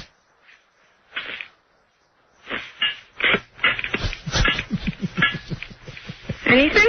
Yeah. Yeah. What are there, like barbs at the end or something? Yeah. What do you think Mom uses that for, Larry? Hurdling cows? Hurdling cows. Yeah. Maybe she's a wrangler on the side. Yes. Larry, have you been bad? Does she discipline you? No. She doesn't hit you, right? No. No, I wonder right? what she uses it for. I wonder what that's for then. I don't know. I don't have a All clue. right. All right, thank you. Anthony. Thank you, Nope. Larry. 23 skidoo. 23 skidoo. Let's go to Will. Hubba hubba. Will's 12 years old there. Hey, Will, what's up? Will? Will, that's the radio. Oh, hello. Yeah, Turn down your radio. Okay, I recently just went in and I found a box of tampons and a antidepressant bottle. What, is that in your mom's drawer? Yes. This is getting a little too personal, isn't it? So you think your mom... What was the name on the What's the name on the antidepressants bottle? All it said was antidepressants because my mom put a label over it. Oh. Well, has your mom been in a better mood? Yes. Oh, there you go. Doesn't yell as much? Yeah. That's good. She seems to be smiling a lot. I would say tampons and antidepressants are a great combination. Yes. Yes. And Yes? Oh. Did he set up the little bugger? I gave it to him. Hey, Uncle John, what's going on? Guys, this is wrong. You got kids with prepubescent voices now finding whips and drawers. Kids' voice hasn't even changed yet. We don't know what they're used for. They're just, they're going through their parents' drawers like we all did as kids. Come on. Oh, yeah, Yeah, kids from Cell Block D or something, maybe. Yeah, they all, I remember doing this as a kid. The Oh, snooping. you're corrupting morals in 25 cities now. You gotta snoop. Oh, yeah. All right, Uncle John. Later. Thank you. Now, kids, put $1 in the envelope and send it to Opie and Anthony. All right, Snoopy. Snoopy. I stink. Where's Norton? Ugh. All right. More kids going through their parents' stuff. Yeah. This is really, really kind of interesting. This guy wants to do it live. Ryan. Hey, what's up? 13 years old? Yep. God, you notice some of the 13-year-olds, the voice is changing. I like this. Hi, I'm 13. And other ones are like, Ryan, yep, 13. What's going on? Hey, man. Well, do you want to know what I'm finding? What? Well, let's see. Finding pictures. Pictures? Yeah. What are they up? My parents. My mom dressed up. Sorry. I'm sorry. Yo, that was my fault. Hold on. Watch your language, you potty mouth. Ryan, you got to be lying. No. What kind of outfits does she have on? Oh, we got you, didn't we? Yeah. No, it's a leather thing. Uh-huh. Kind of corset type. What are those things you see with Yeah. and garter? What are those? Ryan's panicking on us. Yeah, Ryan. Ryan, you didn't find the I think picture. you're trying to elaborate a little bit, aren't you, Ryan? Oh, Did we catch you, Ryan? No, I swear to you. You got to be honest now. It's okay, but we kind of got you, didn't we? No. And what are those things you hit horses with? Oh, Anthony? The riding crop. Yes, there's one of those. Well, whip it. Does she have one, or it's in the picture? In the picture. Oh. And what is Dad wearing? Oh, no, my dad's not in it. Oh. All right, nothing else? I've seen some videos my dad has. All right, Ryan, thank you. Well, thank you, Ryan. Ryan was trying to. Ryan's going to wreck the bit for everybody. It's one thing good about when the kids call up. They're very easy to tell if they're fibbing. Right, Opie. right. Very easy. Okay. We're going to step aside here, Anthony. We're going to get into some other things today as well. We're going to try. Well, there's a bunch of kids still snooping around. We'll go back to the phone. Yeah, we'll go back to them. And we'll see what else is going on. You're checking out the Opie and Anthony show. The photo shoot for the latest contestant in the WOW contest is officially over, Anthony. Yes. Rick took 110 pictures. 110 pictures. There she is now, live in our studio with all her clothes on. I don't even recognize her with her clothes on, Anthony. But I think her name's Corinne. You live in New York and stuff, and she does ballet and Is that what you do? Ballet and modern dance. I also do low-flying trapeze. Really? It's combined with modern dance. Yeah. Where are you from originally, though? Virginia. Yeah, a little bit of that accent going on. Yeah. Virginia. She's now from New York, and she'll be representing us in the WOW contest. I live here. I'm a New Yorker now. Yeah. We can hear it. Yeah. Well, your pictures are just off the hook. Yeah. Thank Beautiful. you. I had fun. Rick made me feel very comfortable doing the photo shoot. So. Isn't he the best? Rick has a secondary career. He really should be working for Penthouse. Yeah. I might ought to take some of those pictures for my modeling book. Yeah, there you go. No. I suggest that Scott puts up all 110 pictures. But it was my idea for the water on the shirt. You have it was? You got to be creative, and I want to win. Did Rick Vote tell for you me. to say that so he doesn't get in trouble? No, it was my idea, I swear. Hey, you don't have to beg for votes like a lot of the other contestants. Trust me. Yeah. Okay. You're going to do just fine. I wouldn't even worry about it. The only thing I'd worry about is how you're spending the $5,000. that's all the worries you And then need. she wet her hair nice. Oh, no, I don't. Yeah. Although they're real, right? Mm-hmm. How old are you? I'm 30. That's 30. That's a nice 30. Well, dancing. We usually don't ask girls' ages. We like to kind of tell you your age, but she totally looks like she's in her 20s. I look good for 30, so it doesn't matter. No, you look great. You look. I wouldn't have guessed 30. No way. Very nice. So, wow, we can't wait to see your pictures on the internet as well. Are they working feverishly up front to put those on? Oh, by the way, when will they be on the internet? Within minutes, hopefully. Really? If all our bastard listeners will just stay off the websites, we'll be able to get them up. That'll work. I know. That never works. So probably in about an hour. Oh, okay. All right? All right. We're about 40 minutes away from getting an angry phone call from Sacramento. Huh? How long is the contest? It's pretty much over now. Yeah, now that we got quality of the contest, we can start the voting tomorrow. I mean, you've raised the bar, let's say. Oh. A lot of the girls now that might have shown up are kind of going to look and go, uh-oh.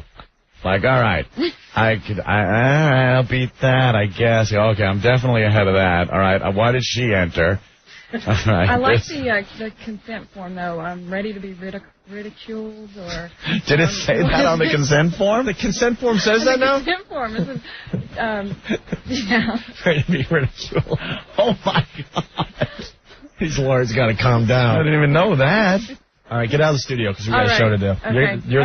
You're stopping the show. Thank you very much. You're going to ruin the show. I enjoyed the photo shoot. Cool. We enjoyed watching. All right, there she goes. Very good. Beat that. And that's from New York. That's right. Yeah. Good luck. I finally could say that I'm proud to be from New York, Anthony. Yeah. Usually when we do these contests. I know. Get Don West on the phone. Let's see if there's anything even remotely close to that thing. Dallas close, Boston close. These other cities are going to have to step way the F up after you see what we got. She said a whole new level. I love the picture with Norton's face on it. That's class. Is it part of the contestants? No. Are you kidding? But as I look at the real picture, it's like, okay, there's an improvement. Norton's eyes are so much cuter. Here's the consent form, Anthony. Yeah. This agreement may subject me to risk of notoriety. Hold on. publicity, ridicule, scorn, and/or indignity. Indignant. Yeah, because people have problems sometimes if you say things about them and then they sue. Whoa. Casey. Hey. Casey. Yeah? What the hell are you doing, man? What? Casey. What? Me and Beavis were sitting around and stuff, and we found a dill. Casey. Casey. Casey. Hey. Hey. How old are you, Casey? 14. Where are you calling from? He's goofy Cleveland. 14. Huh? He's goofy 14. Yeah. Yeah, some 14s. Hey, man, what's up? Right. He's like, 14? And I'm still goofy. All right, dude. Casey. Yeah? Oh, my God. Casey. Have you been going through your parents' night tables? Oh, yeah. All right, and what'd you find? Okay, I found, like, a dill. Yeah. We'll call It's pretty bills. big. Vibrator. It vibrates and it's pretty big? Yeah. What does it look like? It's, like, cylindrical. Cylindrical. Yeah, it's cylindrical. And what else? And it vibrates. Let's hear the Let's hear it. vibration. Hello? And I found some other stuff, too. Casey, help Casey, us out. let's hear it. Turn that damn thing on. Okay. And put it against the phone. God damn, we're doomed. Whoa. he's with his goofy friend. Hey, Casey. Yeah? Are you with your dopey friend? No. Who are you with? That's my mom's boyfriend's son. Your mom's boyfriend's son? How old is he? He's, 16? And put him on the phone. Hey, Adam. What else did you find, by the way? Oh, I found some, arousal bomb. What? What is that? I don't, it says, this is what it says on the side. All right. It says, enjoy the delights of enhanced sensitivity and taste as you discover the seductive passions of ecstasy.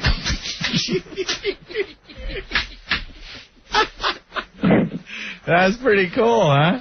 And I found some Astroglide. Astroglide. Hey, I like the Astroglide. Good stuff. Yeah. All right, thank you, Casey. All right, thanks, man. All right. All right, bye. His mom's boyfriend's son? That was a struggle, but Jesus. It was still worthwhile. Yeah. Paul, what's up? Paulie. Paulie just got home from work, and he's hiding everything. I think we put a lot of parents in a state of panic today. Yeah. Okay, let's say hi to Don West. Don West. Hey, guys. How you doing, Don? I am going through my suitcase. You guys want to know what I found? What'd you find? Well, we got an inflatable thing. Card. I got some Barry Bonds rookie cards. The Marilyn Monroe Gibbet rookie card. I take it everywhere. Now, Don. Yeah. You have an event coming up. Tonight.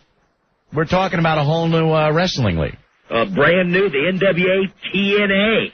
TNA. Now, non-stop action. Yeah. Yeah. This is once a week. Every Wednesday night. On pay-per-view. On in-demand, pay-per-view. Uh-huh. Or DirecTV. And you're going to be calling these matches? I'm calling the match. You're calling the match. Goddamn Don West calling the match. You're good at this? I mean, you know all the guys and... Yeah, I know all the guys, and I've gotten to meet them all down here, too, but I knew most of them anyway, just from being a fan, but they just want me to just react like I would if I pulled out a Sammy Sosa car when I opened the pack. Oh, my God, when that happens, let me just open one of these packs up for you. Let me open... Oh, my God! That move was unbelievable! Did you see what he just did? Yeah, you know something? Give me a little example of what it might sound like. Give me a little call from some action, some hypothetical action we might see. Did that guy just grab that girl's... What did we just see here? Is that Don, there's a great action going on in the ring. I don't care. Look at what's going on over here. All right, I'm sold. I just want to see. What the hell? I got to It's see. going to be awesome, though. Yeah. All right, man. Well, who are some of the guys? Well, they're going to have a big, for the main event, there's going to be a 20-man gauntlet for the gold where they're going to have 20 superstars like Ken Shamrock, the world's most dangerous man, Jeff Jarrett, Scott Hall, Buff Bagwell. All these guys are going to be in the center ring, and, whoever's left after not getting thrown over the top rope. Right. Then they have the big, the duo to find out who's the brand new NWA champ. Very good. Very good. Then we're going to have the lingerie Battle Royal. Oh, and here we go. Chicks. Oh, baby. I get to do a segment with them. That battle will be next week, but we're going to bring them all in and have a little cat fight action going on. What kind of segment are you doing with them, Don? Well, somebody's got to go up and introduce them and be up there with them. Hey, Don, this is where you trump the WWE. You got to make sure those girls get very naked. Well, as far as we can go, anyway. The WWE, they'll tease us with a side breast shot or something, but, man, you guys got to go all out. Any nip on there, Don? Hey, buddy, I'm hoping I'll be as shocked as the rest of the world. All right. But it's going to be great. Yeah. Anywhere else we could see on TV these days? You're selling stuff? Yeah, actually, I'm even there in your neck of the woods. I do a radio show. You're on the radio, Don? Yeah, Sporting News Radio. We're plugging his radio show. Well, but I do that in the mornings in New York on the weekends. Mm-hmm. Oh, on the weekends. And then I believe I'm going to have a whole brand new set of infomercials coming out next week. I haven't seen one of these yet. Yeah, well, we had some in New York area. They're one of those hit and misses. You know, you just got to be flipping through, and all of a sudden you'll go, there's the idiot again. There he is. I always get goddamn Ron Popeil selling his roasters, that rotisserie stuff. Yeah, what are you going to be selling? Oh, man. Well, right now, a lot of Tiger Woods, you can imagine. Yeah, very popular. And then, of course, I'm going to have the big, massive, 600-700 unopened pack deals where I'll, swim in them and open them and pull out all kinds of good stuff. Yeah, when you started swimming in the cards. Don, you got to give us some classic Don West. That's what everyone wants to hear today. Yeah. Little bit of the, all right. Give us some classic Don West. Here it is, Tiger Woods rookie card. Sell me, Don. Now, this isn't just any Tiger Woods rookie cards, folks. This is the original, the 1997. I'm not talking about one of the reprints. I'm not talking about one of those other cards that you saw me selling for $3 and $4 grand. This is the original 97 rookie, and it is going to be a gem mint 10. This card at one time sold for $100,000 for you guys. $12.16. All right, Don. Can I get that on FlexPay? 7 pay. I always love that. It's like OctiPay. Take payments. OctiPay. It's only $100,000 a payment. In fact, you don't even have to pay. We send it to you. If you're not satisfied, send it back. I always liked how you guys would you'd push the FlexPay, which is half the payment.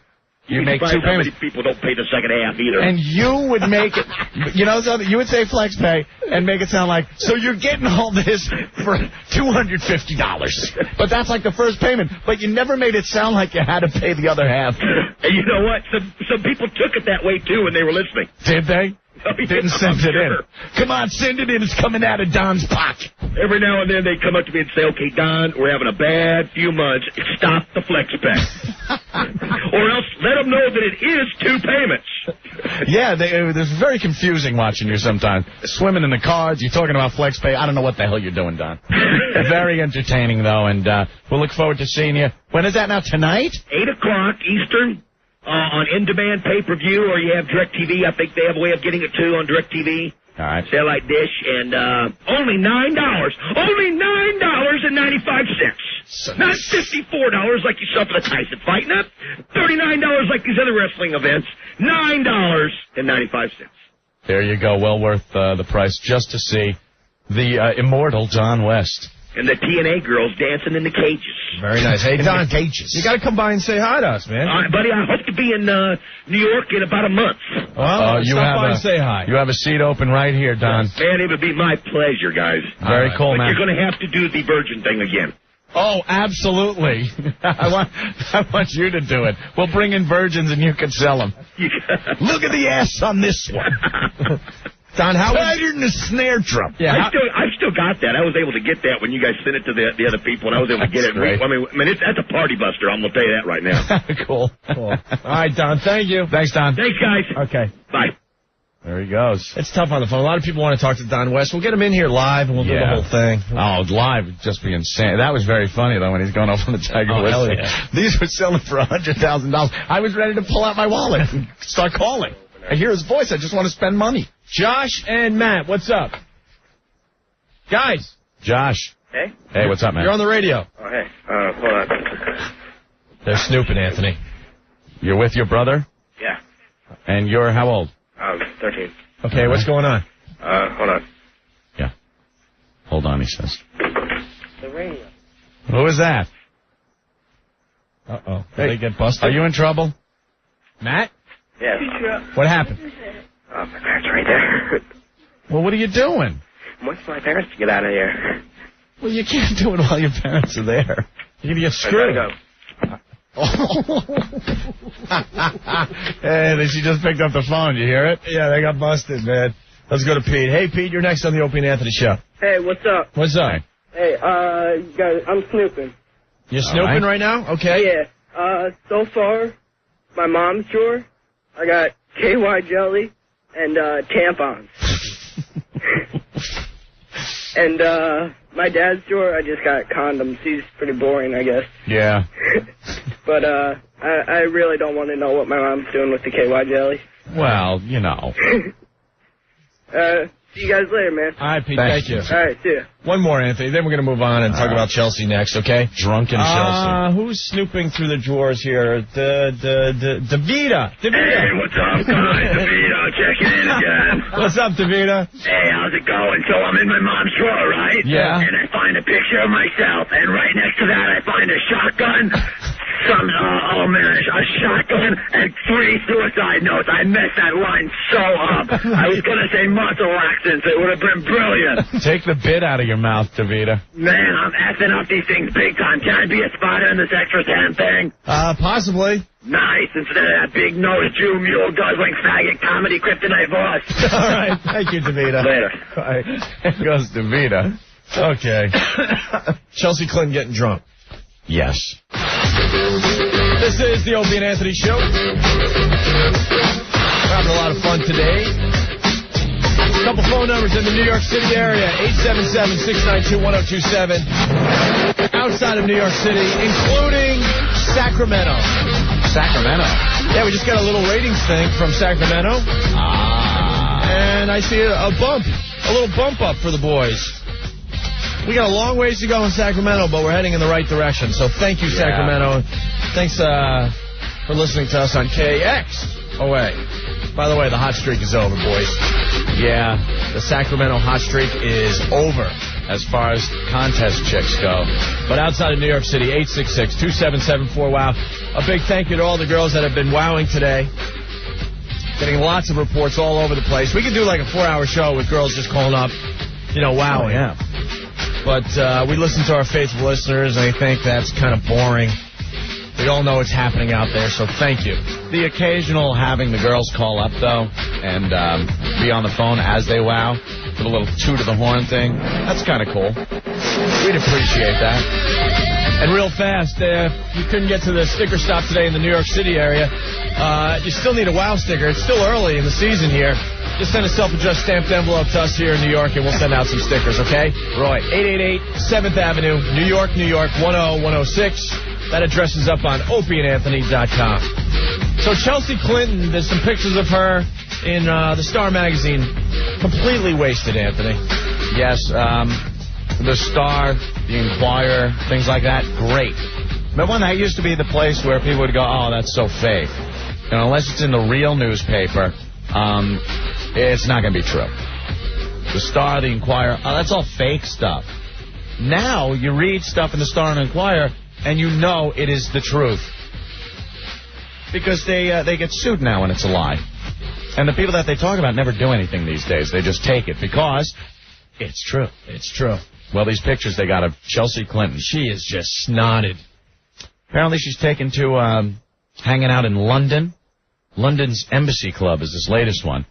With her beau, her fiancé. Her boyfriend, they say he looks like a young Clinton. Is that what they're saying? They've said that many times. Well, you know with the curly hair and stuff. Looks like a young a young Bill Clinton. I didn't even think about it, but look at the guy. Yeah. Yeah. Looks like that Oxford, I'm running away from the Vietnam War era Clinton. Doesn't he? Well, she was out with him. Is this really a big deal, though? No, not for any other 22-year-old girl. I think well over 90% of us we were that plastered. Yeah, but not when you're Chelsea Clinton. Who cares? They're humans. This was the last little part of the myth of that family.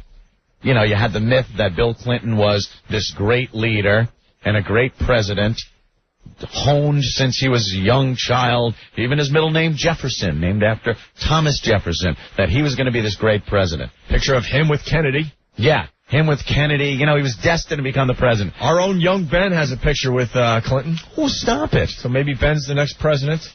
Is he holding that big, luscious mule? Well, Norton isn't here. I figured I'd ask Ben has a picture in his apartment of him with Clinton.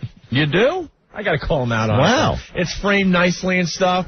But Taken it's so in obvious. Boston, Massachusetts, was it? Of course it was. Where was it? No, it was taken in D.C., right? Oh, that was Boston? Dude, the photograph is so blurry. It's not in frame, and it's obvious that Clinton has no clue that Ben's anywhere near him. So what? It's like, dude, I got a picture with me and Clinton, man. You gotta check it out. Did Bill get a call that night? Bill, it's Ben. How you doing? I'm out. We're hanging, dude. Why don't you come on down? We're just hanging out on Lansdowne Street. Woo! Go Sox! Yankees suck, Bill. He would, I guarantee he would probably be inside. No, it's a photo with him coming down the line. I also got it signed by him. It's actually a pretty cool photo. But so you know, when he goes to these things, I mean, he has an obligation when you're in a certain area, you shake everyone's hand, but he's got to go like 1,000,000 miles per minute, you know, flying by people. But I'll say this one thing about him. The guy looks at you, when you look into his eyes, when you're that close, there's something. Yeah. No, I don't mean it that way. That's not what I meant. That's not what I meant. Did you ever sleep with Clinton in a tree fort? Then you're not going to admit that you had a fake sleeping. Can I give you a job? I'm sleeping, Bill.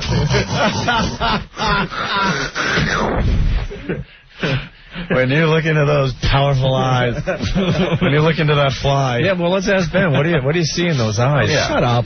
What is it actually? Oh, we're with you. Power? No, there's something. No, and you know what? I know a lot of people that have, you know, a lot of different people that said the same thing. That he's got something that he looks at you and you feel like, holy cow. You got charisma. Now he just hangs out over at the Hudson Hotel over there, banging hot blondes. Is that pretty much it? Oh, yeah. He's over there with the models and stuff. That was his myth, though, that this was going to be the first young president. That whole thing. You know what I mean? And then it turns out, well, you know, he had his little shady times in the presidency. The other myth was his wife, Hillary. She was the always faithful, the woman behind the man, the shoulder, the rock for him that will be there when he needs that family time. Where are you going with this? No one was buying any of this crap ever. No, you are so full of it. They absolutely were. The week before they went on TV the first time. All right. This was how the family was presented by the Democrats. You could look at them and realize they were a family in turmoil. No, not without a really. doubt. When they handled that first sex scandal thing before he was even elected, and they asked him about, you know, Mr. Clinton, did you have any indiscretions during your marriage? Well, let me tell you something there, Elmer Fudd. And they explained it away like, you know, and she's looking at him all doting. Mm-hmm. And she turns out to just, you know, it's a loveless marriage. That's obvious. She has her own power hunger that's insatiable. And a hunger for muff. That's insatiable. Allegedly. Now I'm saying it now. But then there was Chelsea. Now this was the kid that grew up under the microscope in the White House. Very young when she got in there, and with everything that went on, she was the one that turned out okay. That's all I'm saying. She's still turning out okay. How do you know? She just got hammered. I think she's like 29 years old now. How old is she? Like 23? 22. All right. I think she's like 45 or something. But, I mean, she's allowed to go out and get plastered. You know something? Not really. What? Not really. Why not? You can go out and have some drinks. But look at this. The pictures. Let me go through. First picture. Picture any dumpy chick walking toward you in a bar with the half-mashed cuckoo eyes and the mouth open like you're saying, hey! And even in a still picture, when you look like you're staggering in a still picture, that is amazing. Yeah. She is hammered. Picture number 2. Her boyfriend. Chelsea's arm is around his neck. You know the Secret Service is putting a coat over her head. Right.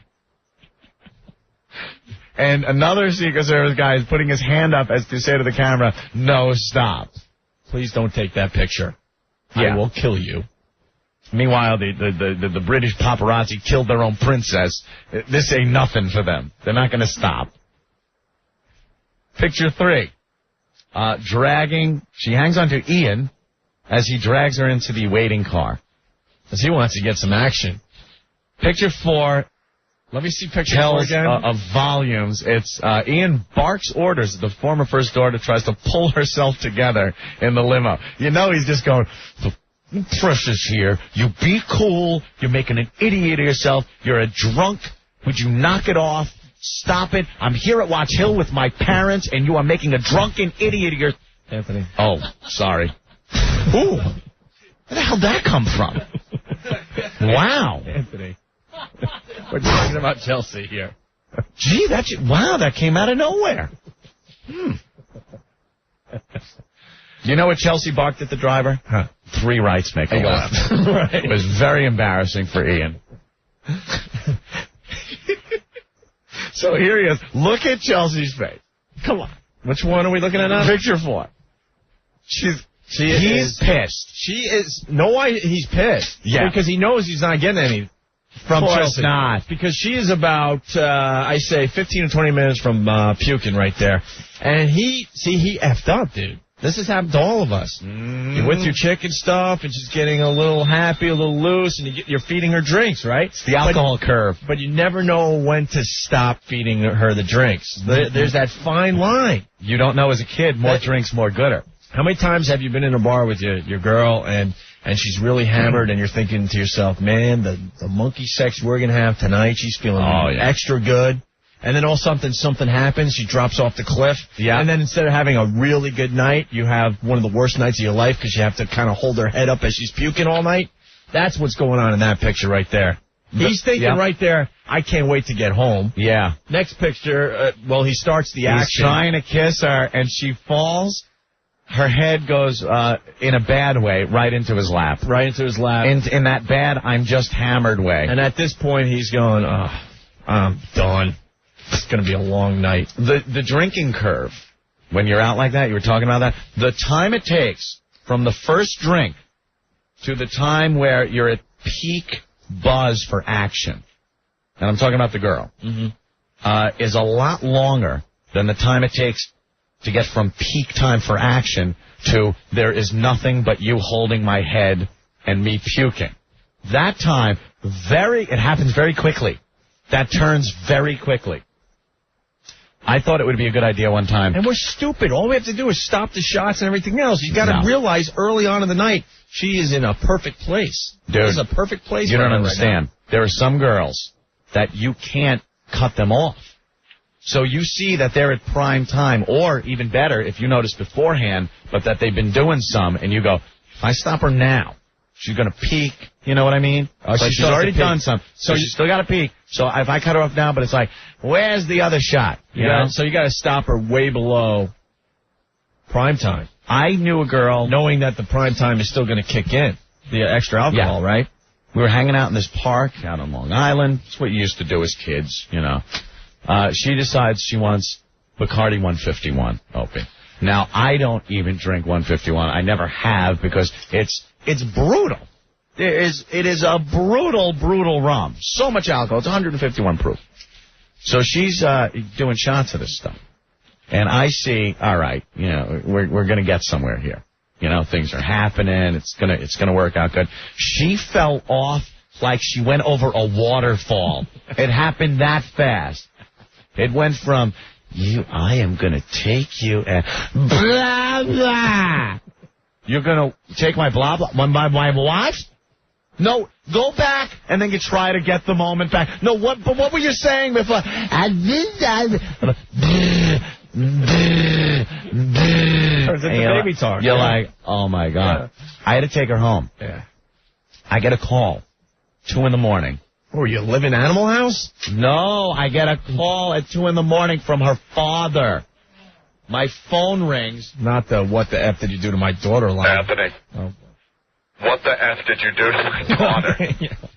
Swear to God. I think we've all had that. I got this once in our life. I got this. And then, of course, I'm like, Nothing. Why? What were you two drinking? Cokes. We were drinking Coca-Cola. She may have gotten a bad one. I heard that if the packaging plant had some mold in it, she could act intoxicated. And we had some chicken wings, and she might have got food poisoning. That Coke don't have to burn on date. You gotta get one of them burn on dates. That way you know if it's good when you're eating it or drinking it. Because she was acting a little peculiar when I took her home. Oh, I see where you're going with this. Anthony, you've been drinking with my daughter. Oh, no. Not except for the Cokes. We were drinking the Coca-Cola. he was having none of it. I sat there the whole night. It was the second scariest night I ever spent in my life. You're telling a lot of great stories today. Again, I had a sleepless night, yet it wasn't that scary. Hold on, so the gay thing was the scariest night of your life? That was not the scariest night, but it was one of the most uncomfortable, like, oh my God, I want this night to get over with really quick. But when I went to bed that night... I love the fact that there's a whole new audience every 20 minutes for this show. Yeah. There's a lot of people out there that think you just had gay sex. Oh, and I slept with the gay guy earlier in the show? That story?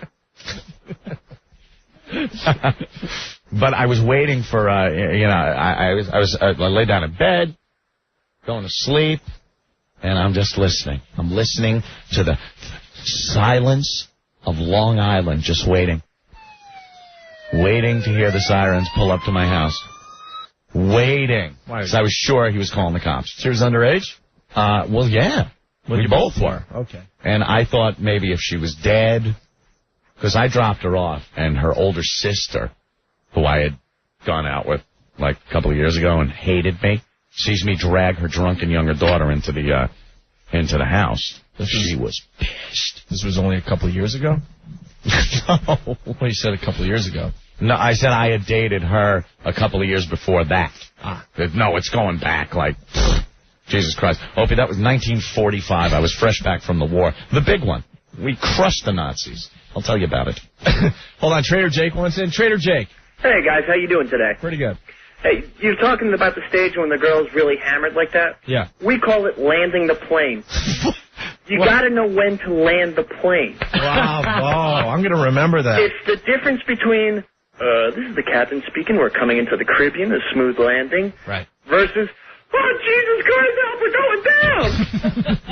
It happens very quickly. That's right. Hey, Anthony, you're not sleeping, are you? Shut up.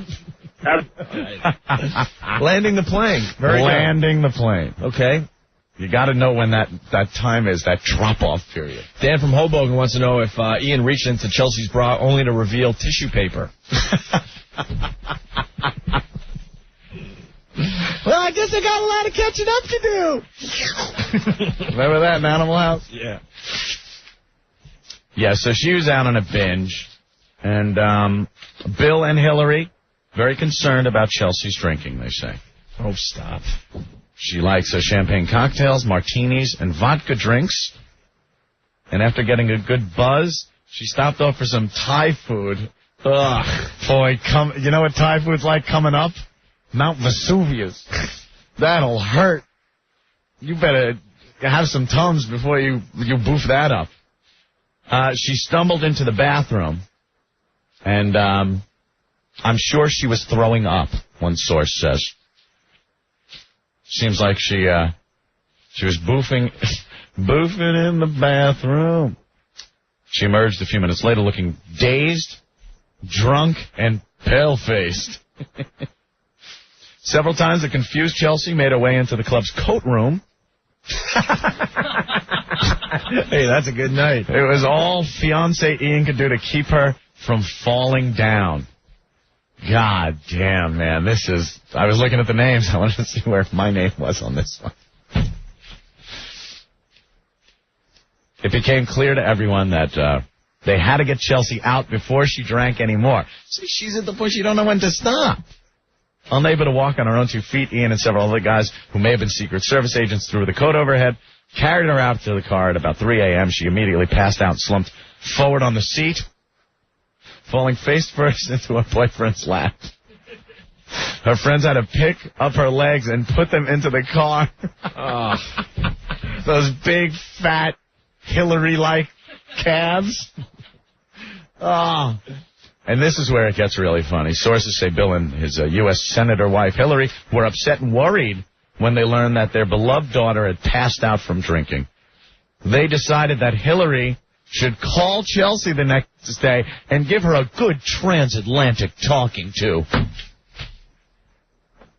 There's some mothering. This Hillary is so self-centered.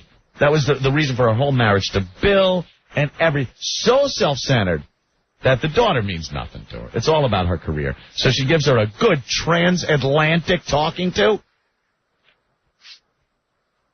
Sources tell the Star Hillary also spoke to Chelsea's Secret Service agents and asked them to step in if she does anything like this in the future. Ordinarily, the agents don't get involved in situations like this. Their job is to protect Hillary's or Chelsea's security, not monitor her booze intake. So friends say this is a sign of how serious Bill and Hillary take the drinking issue. Asking the Secret Service to step in if she gets too drunk again. How about talking to her yourself? Wow, that's serious. They're telling other people to stop her from drinking.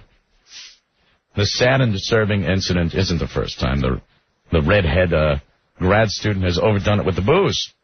She got drunk on Red Bull and vodka one night. Well, who has it? Who does that? Yeah, I know. I remember one road trip we did. I believe it was our sticker stop we did in the bus, where our own Stinky was drinking the Red Bull and the vodka. And he fell face first into Rick's lap that night. No. That's not a big deal, though, Ant. While on the dance floor, she got so carried away with herself, her halter top fell down, exposing her breasts. Instead of being embarrassed, she laughed it off, pulled up her top, and kept on dancing. Chelsea also recently seen buying 2 pregnancy kits. And those close to her are worried that with all her boozing, she may make a mistake and end up with an unplanned pregnancy. Oh, stop. She's probably using little test tubes as shot glasses, that drunken bitch.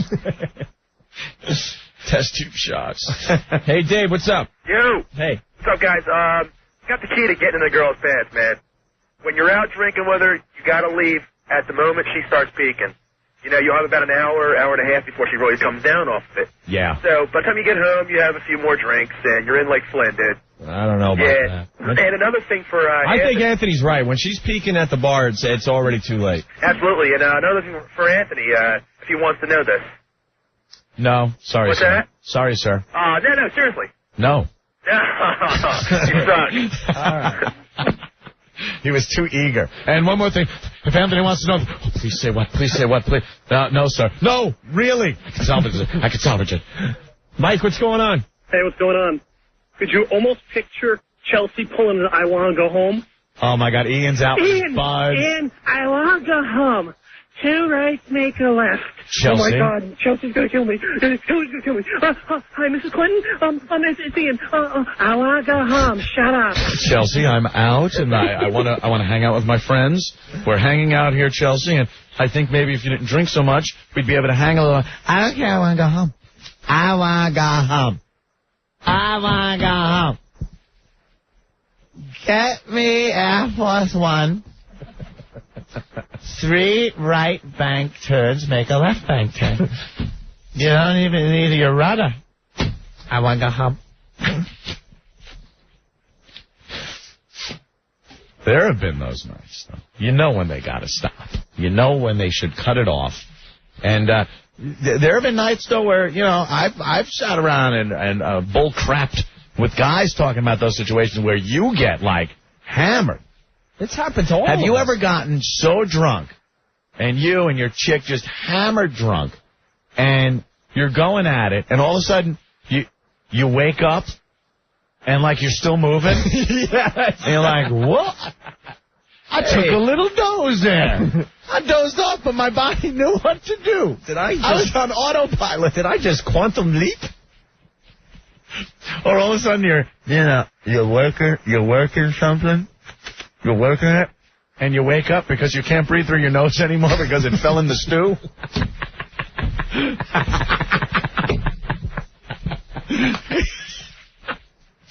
Now, I will reiterate, this has not happened in many years. You live, you learn, and you realize how to avoid these situations. But when you're camping in upstate New York or something, and the only thing you're eating are hot dogs and, what the hell is that? Southern Comfort.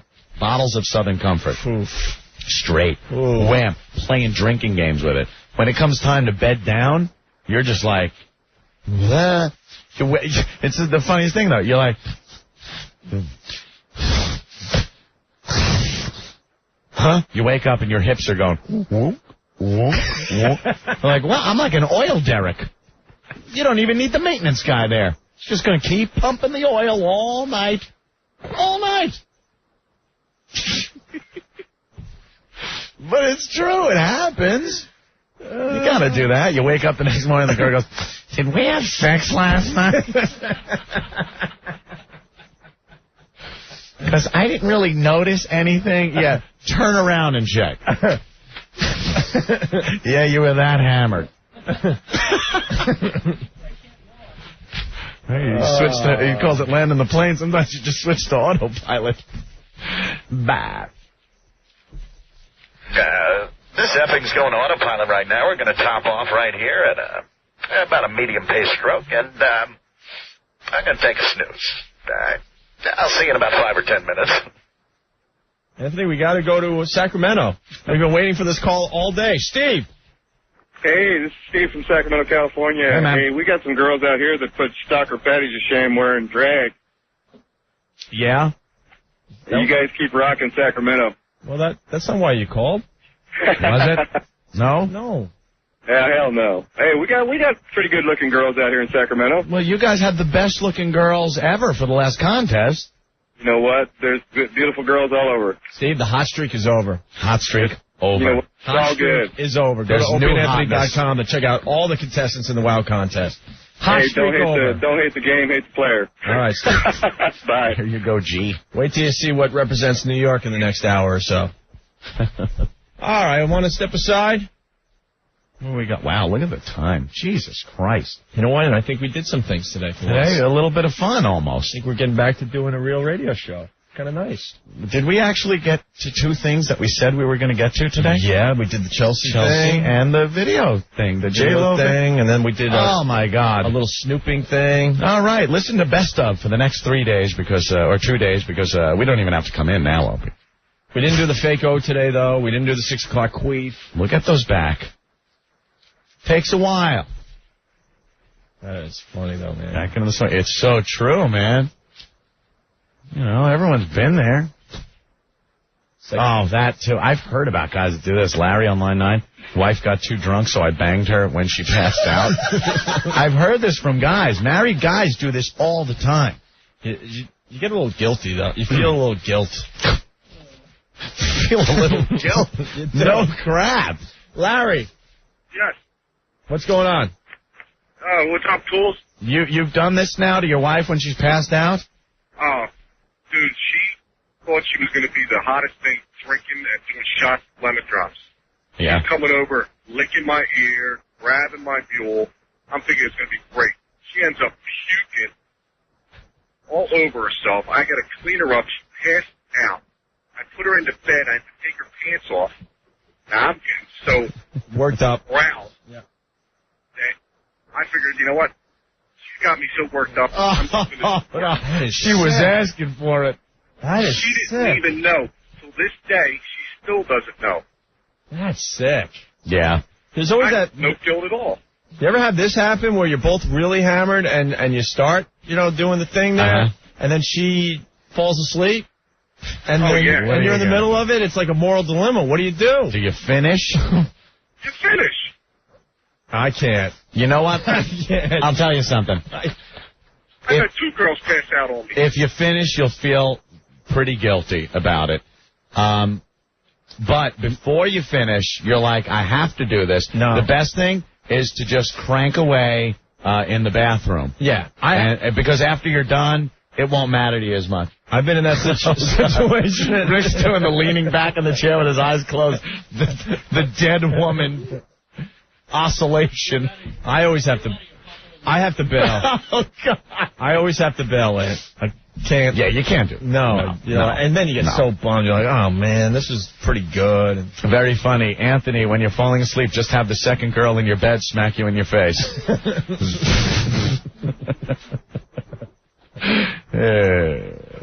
Smart ass. All right.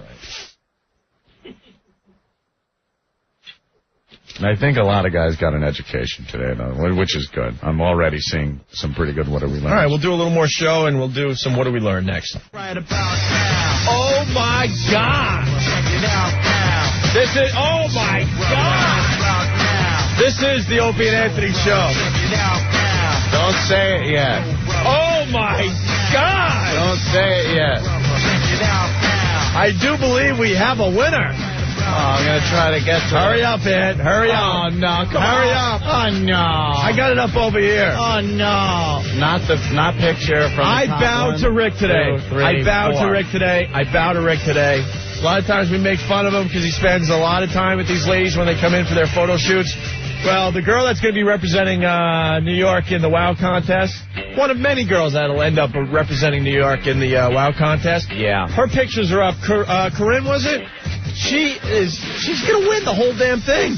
This is going to be a tough nut to crack, this one. Go to OpieandAnthony.com. We took 110 photos.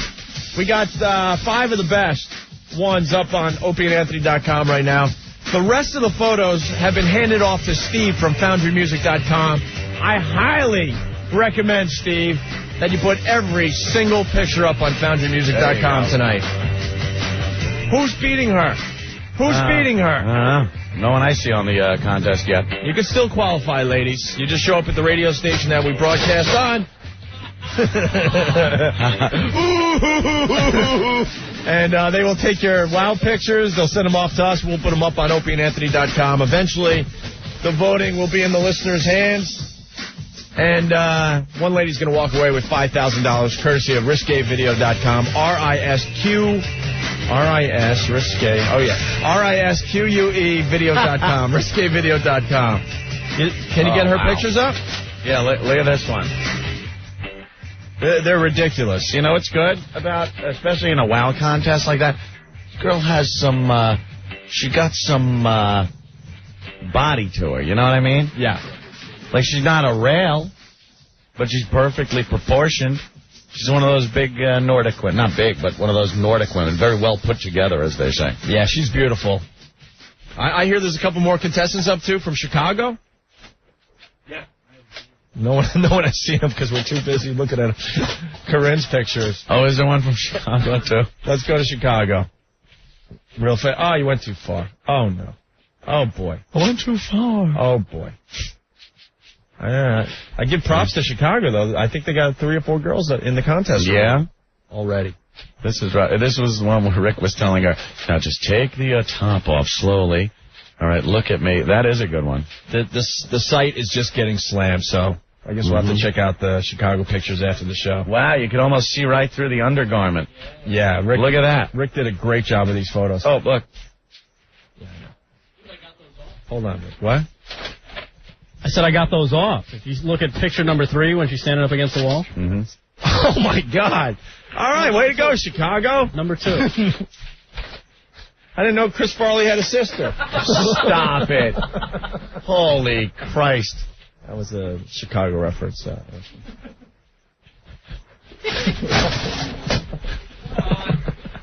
John, stop dropping the carts all the time. Yeah, John. It's getting annoying. Yeah, John. Jesse after. Yeah, okay. That's the funniest thing. Who got him that time? Ben again? Yeah. Ben, you got to get the other girl up. Well, we start the What Do We Learn process here. Chris, what's going on? What's up, guys? Hey. Hey, man. Yeah, I wanted a few quick things today. Okay. Keith the cop knows what his mom tastes like. Keith the cop knows what his mom tastes like. Oh, yes, okay. Geez. I learned the real reason Anthony confused his anniversary with Swallowing Day. Swallowing Day. Even for Chelsea, 3 rights make a left. Yeah. And Aunt turned down a squaw for oral treats from Richard. Now, he was 14, your girlfriend's 14. Is that just a coincidence, or I did not get oral treats from Richard. Hey, we need more stories from your childhood. All we know about you is like you cement bagged your lunch and you banged a Wookiee or something. No, I've backed off lately. All right, later, guys. I've shared way too much about my childhood. Hey, what's the girl from Chicago drinking for? Later. You had a body like that, wouldn't you be? Oh, stop it. On face, she looks like Bobby Fleckman. And the other girl representing Chicago, absolutely beautiful. Beautiful. Which one is she? Jennifer. All right, let me punch Jennifer is very nice. Very. I don't think she's going to beat New York, but she's beautiful. Oh, no, I can't get Oh, no. Well, whatever. After the show, you guys, go to opieandanthony.com and foundrymusic.com for all the fun. And also vote to decide if Lady Di should stay with the show. That poll is up. Hey, Bobby Big Rigger. Hey, what's going on, guys? What's up? A couple of them real quick. I learned if a guy offers Anthony oral treats, he'll do his best Three Stooges imitation. Yes. Also, 14-year-olds have no idea what their mom's doing with KY jelly. Yep. Right. And I think that's about it. Hey, is that one Batchworthy? That latest contestant? Batchworthy? Yeah. Oh, yeah. You're not going to believe the pictures when you see them for yourself. Good deal. I'll check it out when we get to the house. Unbelievable. We're starting to get quality into this contest. All right. Also, like to thank the young lady in the red Honda southbound Garden State Parkway. All right. Thank you, Bobby. Later, guys. We're, of course, wowing. Yeah, we can do that all day long with the wow thing. Mm-hmm. I should tell the ladies, the voting's not going to start until we get at least 100 women. And we're up to about 20, 21. We need 100 women. That's our goal in this contest. 100 Derek, what's going on? Hey, guys. Hey. I learned today that it's not gay if you don't wake up. Oh, and Gary Coleman's still on hold. Yes, he is. Let's go to Neil. All right, Neil, what's going on? Not much. What's going on, boys? Hey. I learned 11-year-old Amber was very fortunate little Jimmy Norton had the day off. No ass. We were all biting our lips and our tongues to shut our mouths. All right, I'm out, boys. Be good. All right, let's go to Mark. Hey, Mark, what's up? Oh, what's up, boys? Hey. I learned two things. I learned that Opie couldn't measure up to his dad, and that Anthony can snore and give the whale eye at the same time. I'll share another story. Snore and give the whale eye, you dick. That's a great idea. And I agree with what you said earlier, Anthony. Nope. Oh. Right, see you later, boys. Thank you. Very good, though. I told the Bronx Zoo story, too. The Bronx Zoo. My dad took our whole family to the Bronx Zoo. I'm one of 7. And, I wasn't developing like everyone my age. I developed really late. I didn't start developing until I was like in 11th grade. Real late. It was ridiculous. But were you still like just the skinny, dopey little kid? I was 5'2", 91 pounds in 10th grade. Do the math. Now I'm about, 6 foot? And were you all hairless like young Will Robinson? Right, yeah. So I'm like, what the F is going on? So we're at the Bronx Zoo, and we're going, my dad has to take a leak, and I had to take a leak, and I think another one of my brothers had to take a leak. Dad and the boys going in. And we're, side by side at the stalls there, and I know what I was packing. Absolutely nothing. And I'm like, oh, come on, so I took a peek. I took a peek to see where I was going to end up. Took a peek at Up Hop? And I was pretty happy at what I saw, going, okay. Oh, Jesus, you should put it a different way. I know.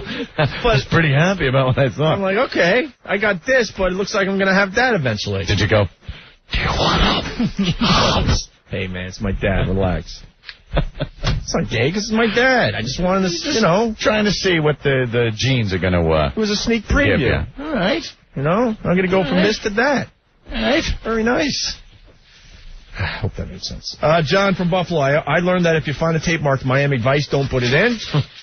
Sheep Lover, I learned if I find my mom's dill, 2 pieces of paper towel will make it okay to touch it. And he also learned Aunt had the greatest dad ever. Jameek from Brooklyn, I learned there is a certain something in Clinton's eye. Gary Coleman's still on hold, and if you snore like the Three Stooges, gay people will leave you alone. Jerry from Medicine, today I learned some moms are maids on the side, and the secret is in landing the plane. Eric from Omaha, Syndication Underground, I guess. Omaha? Unless we're on in Omaha, I don't know. I learned today you should be distributing Wow Baby Got Back tees in Sacramento. Hot streak is over. And ripped masking tape means porno. And finally, from Cleveland, Dale, I learned today pins equals new sibling. Very nice. He also learned it's not gay if you're sleeping. And finally, parents should hide their porn better. And with that, I guess we got to get out of here. Banner. Top notch. Top notch. We got to get off the air because we have respect for the next radio show. So stay tuned in New York for Ron and Fez.